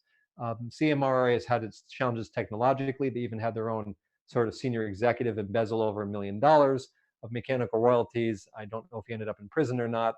I noticed that they've been delinquent on payments. And frankly, Audiam provides the same service as CMRRA in Canada, only we're better at a lower fee. But no, HFA is not CMRRA. Okay, what else we got? Mechanical licensing is part of the right to reproduction. Yes, a mechanical license is part of the right of reproduction. Reproduction is synchronization and mechanicals. Those are the two big subsections. And that came from Jose. Someone named Val says, so Audiam has got a relationship with MRI. Remember, MRI works for Amazon. They're paid by Amazon. They don't work for you. I don't have a relationship with them. I don't care about MRI. I care about Amazon. It's Amazon using your music, and it's Amazon that has to make the payments. Now, Amazon hired MRI to make those payments. So I will look at what MRI sends to us and show them how delinquent they are, or they're wrong, or what they're missing. But I could give a rat's ass about MRI. They're not using your music. I didn't hire them. They're a third-party vendor hired by Amazon or Pandora to make payments. So whoever these companies hire or do it themselves, it's my job to make sure they're licensed and they're paying you properly. MRI to suggest for a moment that they work for you is beyond insincere. And every time they show up saying, hey, we have this great new license for you to sign, They're not saying that for your benefit. They're hired by these companies to get as many of you to click the damn button as possible, because then it allows these companies to use your music under deal terms that you don't even get to negotiate. All right, moving on.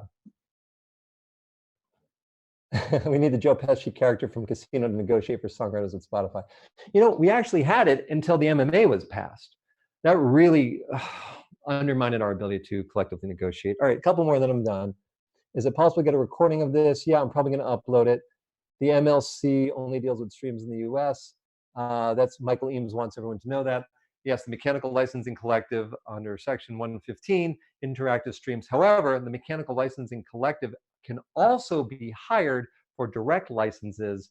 It's not only for interactive streams, but it can only license the interactive streams. And Michael Eames, by the way, sits on a very important committee for the Mechanical Licensing Collective. And I actually like him very much, and he's very good at his job. It's his job to deal with getting that money that hasn't been paid out into your pockets before it can be liquidated. And I'm glad he's part of that organization. Let's see. Now I'm really depressed. I have copies of my logs and still money for 8 years. Okay, so done on music. If you have copies of your logs of showing recordings of stream, but you haven't gotten the second separate royalty, sign up with Audiam. We'll go get it for you. Let me see if there's anything else in here. Oh my God, another 100 new messages. I'm sorry, guys. I'm doing my best here. My question is, if I'm a producer writer and I own the master and have a co-writer, I have an admin pub deal with an entity. Oh, hang on. How can I collect from DSP and won't let these pay the co-writer they sent me to HFA? Okay. I'm going to simplify that question. If you control the right to musical composition and you're the publishing administrator, let's say you control 50% of a song, you're supposed to get paid your mechanical royalties. It's that simple. Whether or not you own the master or work, it doesn't matter. If you control the administrative part of the copyright and you own a piece of the song, you're owed the royalties.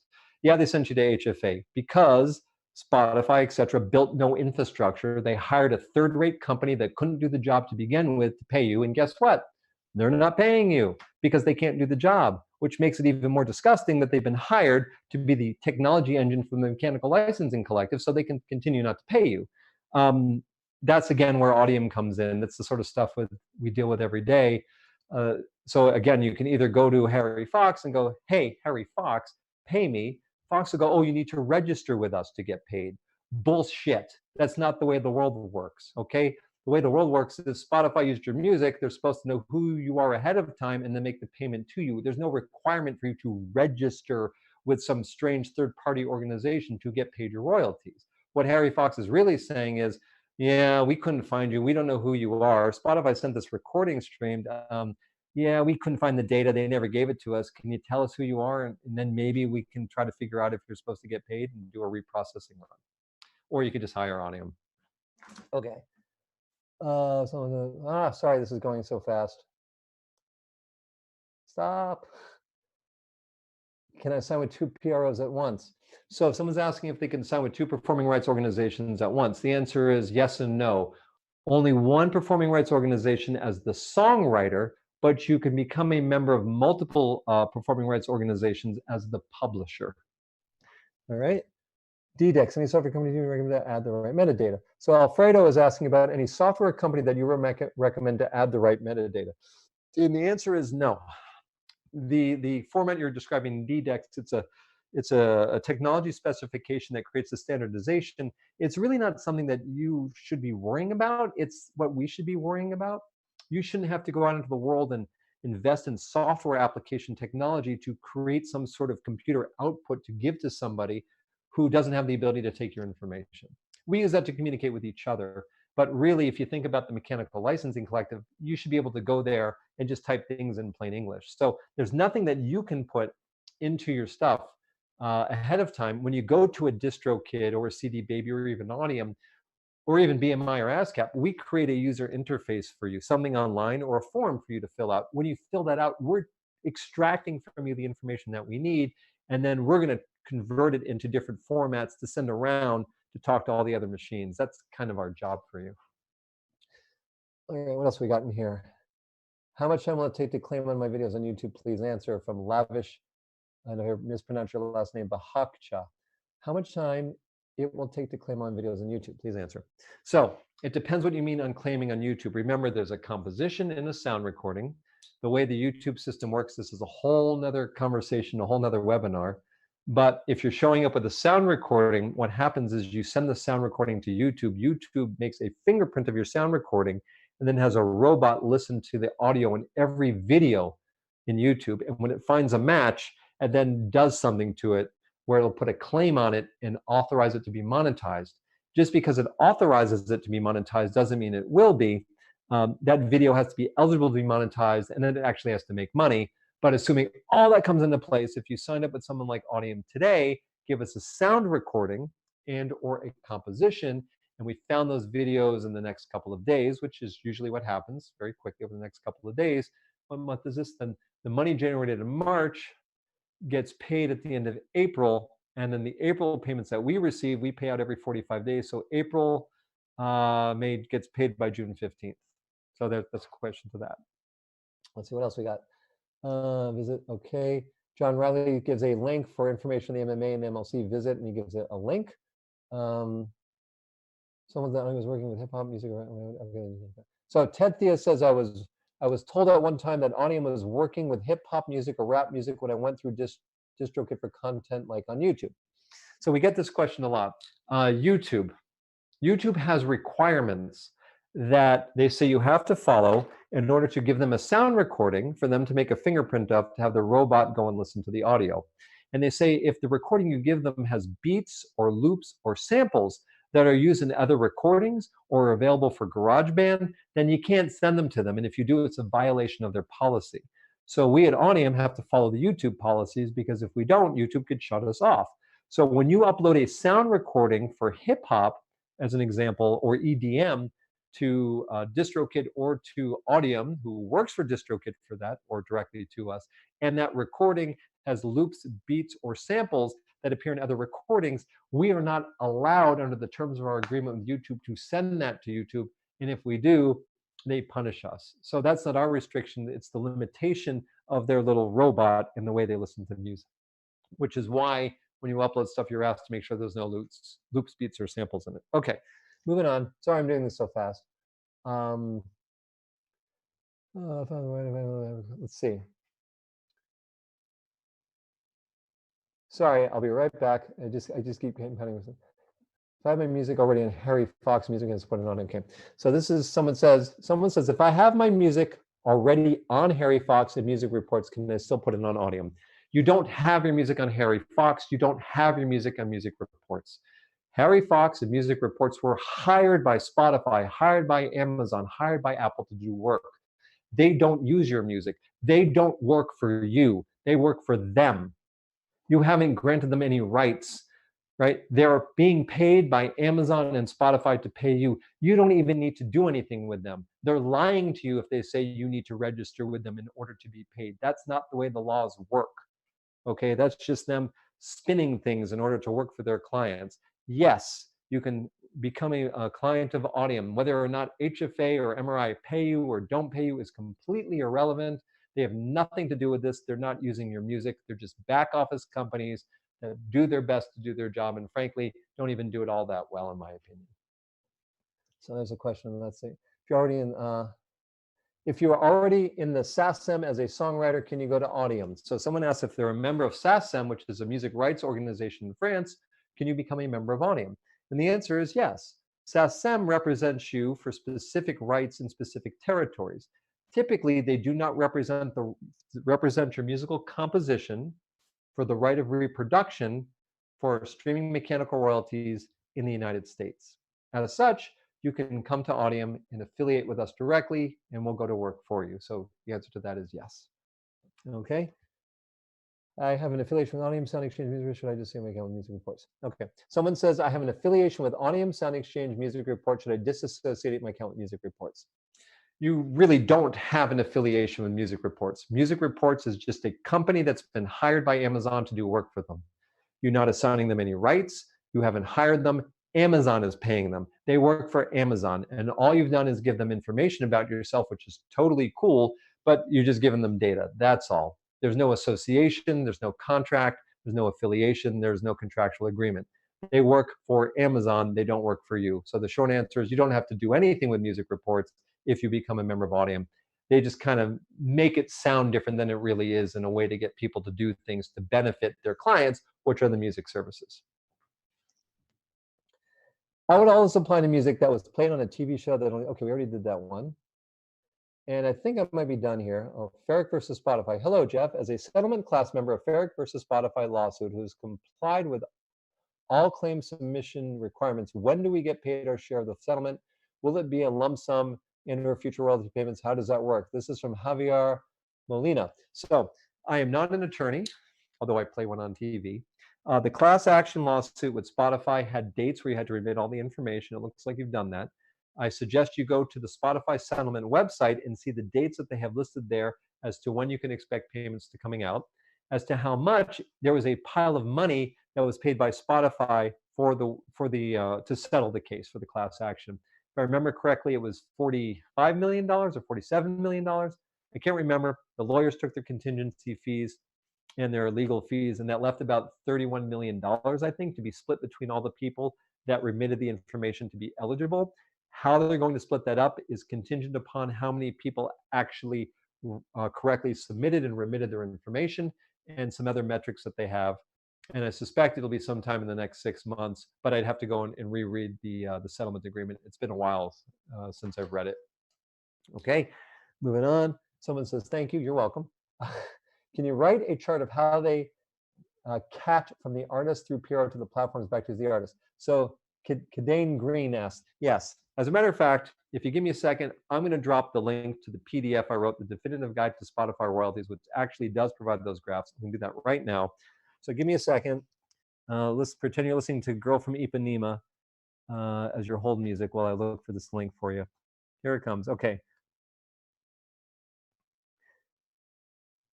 All right, I'm copying, I'm pasting, I'm going into my Zoom link. Okay, to all panelists, I just sent you a message. Click here to download the PDF. If you click that, that will download to you the Definitive Guide to Spotify Royalties. Nazar Bubokar asked me, do you have any idea on a distributor that pays through Western Union because my country does not support PayPal? I do not. That's a real conundrum. It's difficult to rivet money around the world. PayPal is the most elegant solution that I'm aware of. Western Union usually isn't feasible, and we've all stopped writing checks. I'm sorry, I don't have a solution to that yet. Let's see. We had a song, so Leslie Stanwyck says, we had a song that another artist covered and recorded and pressed, but never got a license for, and we have never been paid for. Harry Fox did not help us. Is this something you can help with? So in that case, no, that's not what Audiam does, but you are the publishing administrator. So by default, the other entity that recorded your song and then manufactured it, if they did it without a license, that's copyright infringement. So my recommendation would be, depending upon who the entity was and how many copies were manufactured, it might be worth your time to have a lawyer write them a letter telling them it's copyright infringement and you'd like to settle it with them and get a payment. Each time there's an infringement, if it's willful, it can be up to $150,000 for each infringement, but you have to go to court. It's a long fight, but those are your rights. The other thing that's really important is this. If you did not register your copyright with the US Copyright Office, go to the Copyright Office and register with them, right? If you did not do that, then you are not eligible for mechanical royalties until the MLC kicks in January of 2021. And you are not eligible to go after statutory damages. So you have to register your copyright with the US Copyright Office to be eligible to recover statutory damages. If you haven't done that, then you can't. But it might be worth having a legal letter sent over going, guys, could you just get a mechanical license and make the payment? Okay, let's see what else is in here. Sorry, can I be a self-published songwriter and have my song distributed on my own label? In that case, how it goes as far as splitting the money. This is from Never Sleep Boy. Yes, if you write your own song, a black pen, and then you record it and you distribute it and the money comes back, it's really, I don't want to say it's up to you, but you can split the money however you like if it's just you. Now, if it's you and band members, there's actually a mechanical royalty rate that is set on a download or in physical versus a stream. If it's streaming mechanical royalties, that'll come in completely separate from the money for the recording. So the money for the mechanical will go to you as the self-published songwriter. It should go all to you if you wrote 100% of it. If you only wrote 50%, you should get 50% of it. If it's a download or physical, that money should also come to you separately. For the physical from the record label, if it's the download, then it's passed through by the distributor. That was a mouthful. Don't worry about the downloads, that's going away anyway. So for the streams, it'll be paid to you separately, and the government dictates the rate. If you click on download the PDF that I put into the room, it'll show you how those rates are calculated and how much it is and how much you get paid by a Spotify stream. All right, what else can I got in here? What about Facebook, Instagram, CMS for sound recording? So Almir Ajanovic asks about Facebook, Instagram, and something called CMS for sound recordings. I think what you're asking is, if your music is used for the recording in Facebook, how do you get paid for that? Well, unlike YouTube, Facebook didn't really develop a system. Instead, what they did is they took an approach, at least on this side, and they said, hey, listen, we'll pay you a flat amount of money right now to have 2 years to have this stream or be used on Facebook as many times as we like. Be it 1 billion times or one time, you'll still get paid a small piece of money. And the piece of money you'll get paid is predicated on some information we're given by the National Music Publishing Association and the Recording Industry Association of America and funds that we create. The long story short, my 2 cents on these deals is they're pretty sucky. The problem is these are big popular services, and most artists say, well, I really want to have my music there, so I'm willing to do a bad deal and not get a lot of money for it. And until people sort of collectively stop doing that, you're not going to get paid much money from directly from Facebook or Instagram, as an example, because you're not negotiating. You're just taking the table scraps that they're feeding you. Okay, so what else can we watch? Can we watch the webinar again? Yeah, I'll try to upload it. Let's see if I do. There's no one. Okay, sorry. I think that might be about it. I'm sure there's more questions here I missed. Is publisher admin like SongTrust also collect public performance royalties and will pay to songwriter except the payment paid by PR? Okay, so Mohammed Irfan asked, is the publishing administrator like SongTrust also collecting public performance royalties, and will they pay to the songwriter except the payment paid by the PRL? So the answer is the public performance money paid by ASCAP or BMI gets split in half.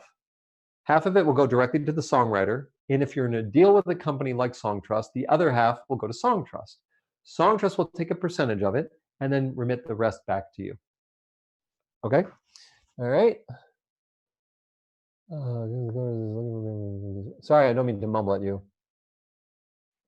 So Oscar Amaya says, Jeff, thanks for answering the question, but my real questions and concern is the co-writers are looking for payment from me from the DSP. Is that my pub admin's job? I have a pub admin deal with another company who is responsible to get the mechanical license to the co-writer. So if you have a co-writer on a song, the way it works is Spotify's paying you directly for the percentage you control. Let's say it's 25%, and then they'll pay the other 75% to the other person directly. They're not remitting, although they could, provided they followed a different license. They're not giving the entire amount of money to you for you then to split apart and pay them. The only way that will be happening is if the wrong information is in there. So if the information says that you own 100% of the composition when you don't, and you get all 100% of the money, that's a bad data error, which means you should take your piece and give it over to your co-writer if you want to be nice. But make sure the percentage amount that you put on there is correct, so that's in the databases when the payments come back. And therefore, if you only control 25%, you only get 25%, and the rest of the money will go where it needs to go. Okay, we had a song that another artist covered. Okay, we got that one. All right, another 73 new messages. Oh, dear God. It's hard to keep up with. When you say the song should be registered at an office in the US for mechanicals, what does that mean from Leslie Stanwyck? Good question. So the United States has the US Copyright Office, all right? Type in US Copyright Office, and it'll take you to a website. You should register at that website. That's actually a US governmental organization where you will register with them for a fee. Here's my copyright. It is called such and such. I'm the author, I'm the writer, right? And you're going to register it into the United States Copyright Office where there will be a public record of it. Once you've done that, you're then eligible to sue for statutory damages. but you have to do that. If you don't do that, then legally you can't pursue statutory damages. So there's a fee involved, there's a form you need to fill out. It's just the way the United States set itself up. What else I got in here? How do I pay my collaborator if Audiam pays money to me? That's from Val. Well, if your collaborator, if you mean that you and another person both wrote a song together and you control 50% and they control 50% and you use Audiam, when you come to Audiam, unless the other person granted you the right to represent them, you should only tell us you control 50%. Then we're only going to collect that money for you. The other 50% will stay out there in the world until the other person either gets it themselves or becomes a member of Audiam. If they become a member of Audiam and they write, hey, I'm Joe Smith and I control the other 50%, when the money comes in, we split it between you and pay each of you directly to your own accounts.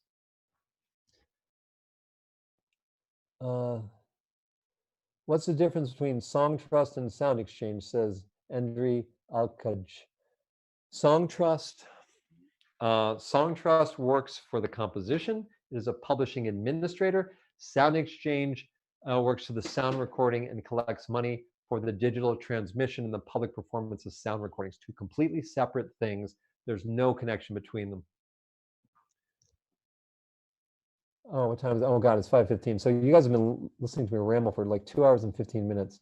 Would a service like MasterWriter SongGuard be enough to copyright your music? I'm afraid I don't know what MasterWriter SongGuard is, but no, unless they go to the US Copyright Office and register your copyright with that organization, and you have to pay a fee to do that. All right. I think, oh, there's another 8 new messages. Michelle Dumond. I had a publishing admin deal with TuneCore for 4 releases. I pulled them down from all platforms. I want to re-release them under a new name. Can I get new digital identifiers? Should I? Will TuneCore have any say over the tracks that they've been pulled in their original release form? So I'm a little confused because you're saying you had a publishing administration deal with TuneCore, but you're talking about sound recordings. 2 separate things. If TuneCore continues to control your rights for administration for this, it doesn't matter if you pull the recordings down or not. But now you're talking about retitling them, giving them different names. So if you're doing a deal with a publishing administrator over here, and you're going to take the recordings down, the recordings of your songs down, and then redistribute them under new names, remember, the administrator doesn't know those new names. So they're going to be looking for money for the old names. And if the same recordings with new names now begin to stream, they're not going to be able to connect the recording to the composition because they have different names, which means you won't be getting this money.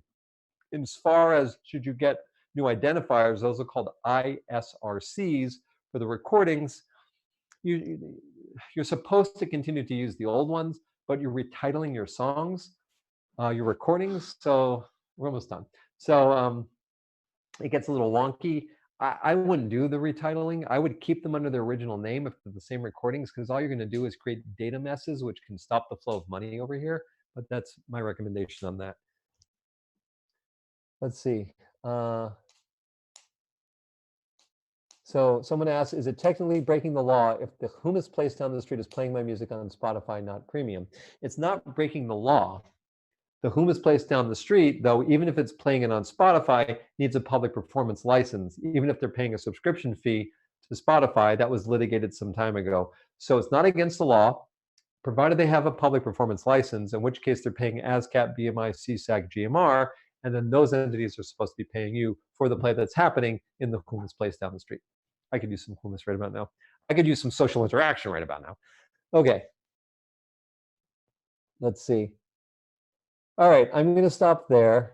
What's 5 and 6? Let's see. Who is responsible for mechanical rights licensing? For example, if I have other writers and I have X amount of streams, how and who pays the writers? I'm talking about digital service providers.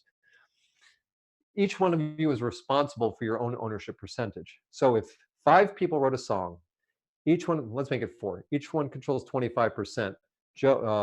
Ringo, Paul, George, and John. Each one of you would be responsible for collecting your own money. You're all your own publishing administrators. If you became a member of Audiam to do this, and it was just Ringo that did it, we'd only collect Ringo's 25%.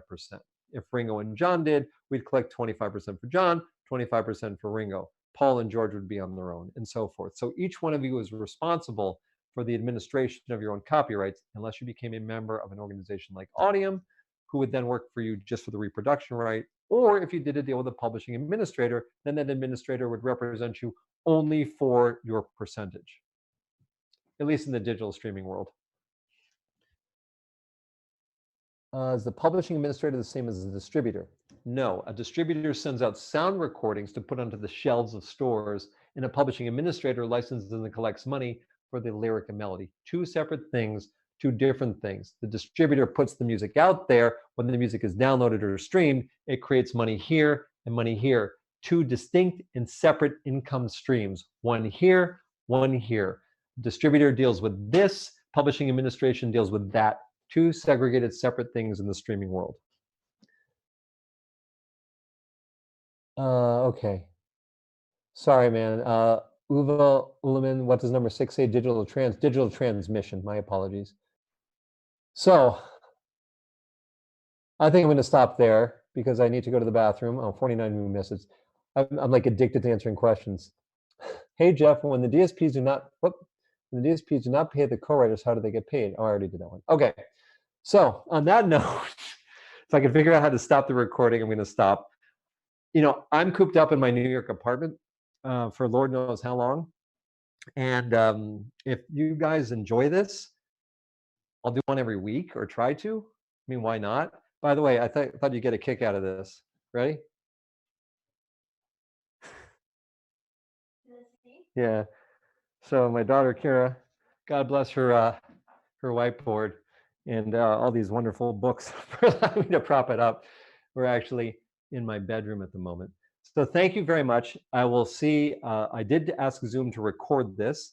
I will do my best now to upload it to my YouTube channel. My Twitter feed is TuneCore Jeff. I put a lot of information up there. I'll probably be changing my Twitter handle shortly. And make sure you get the definitive guide to Spotify royalties. I'm sure you'll have more questions. Email support@audiam.com in order to have me try to answer more questions, or tweet, don't do that, or tweet me your questions and I'll do my best to answer them. Sometimes I do little video vignettes. In regards to Audiam, anyone can go to audiam.com. You can sign up. We do the YouTube service right out of the box.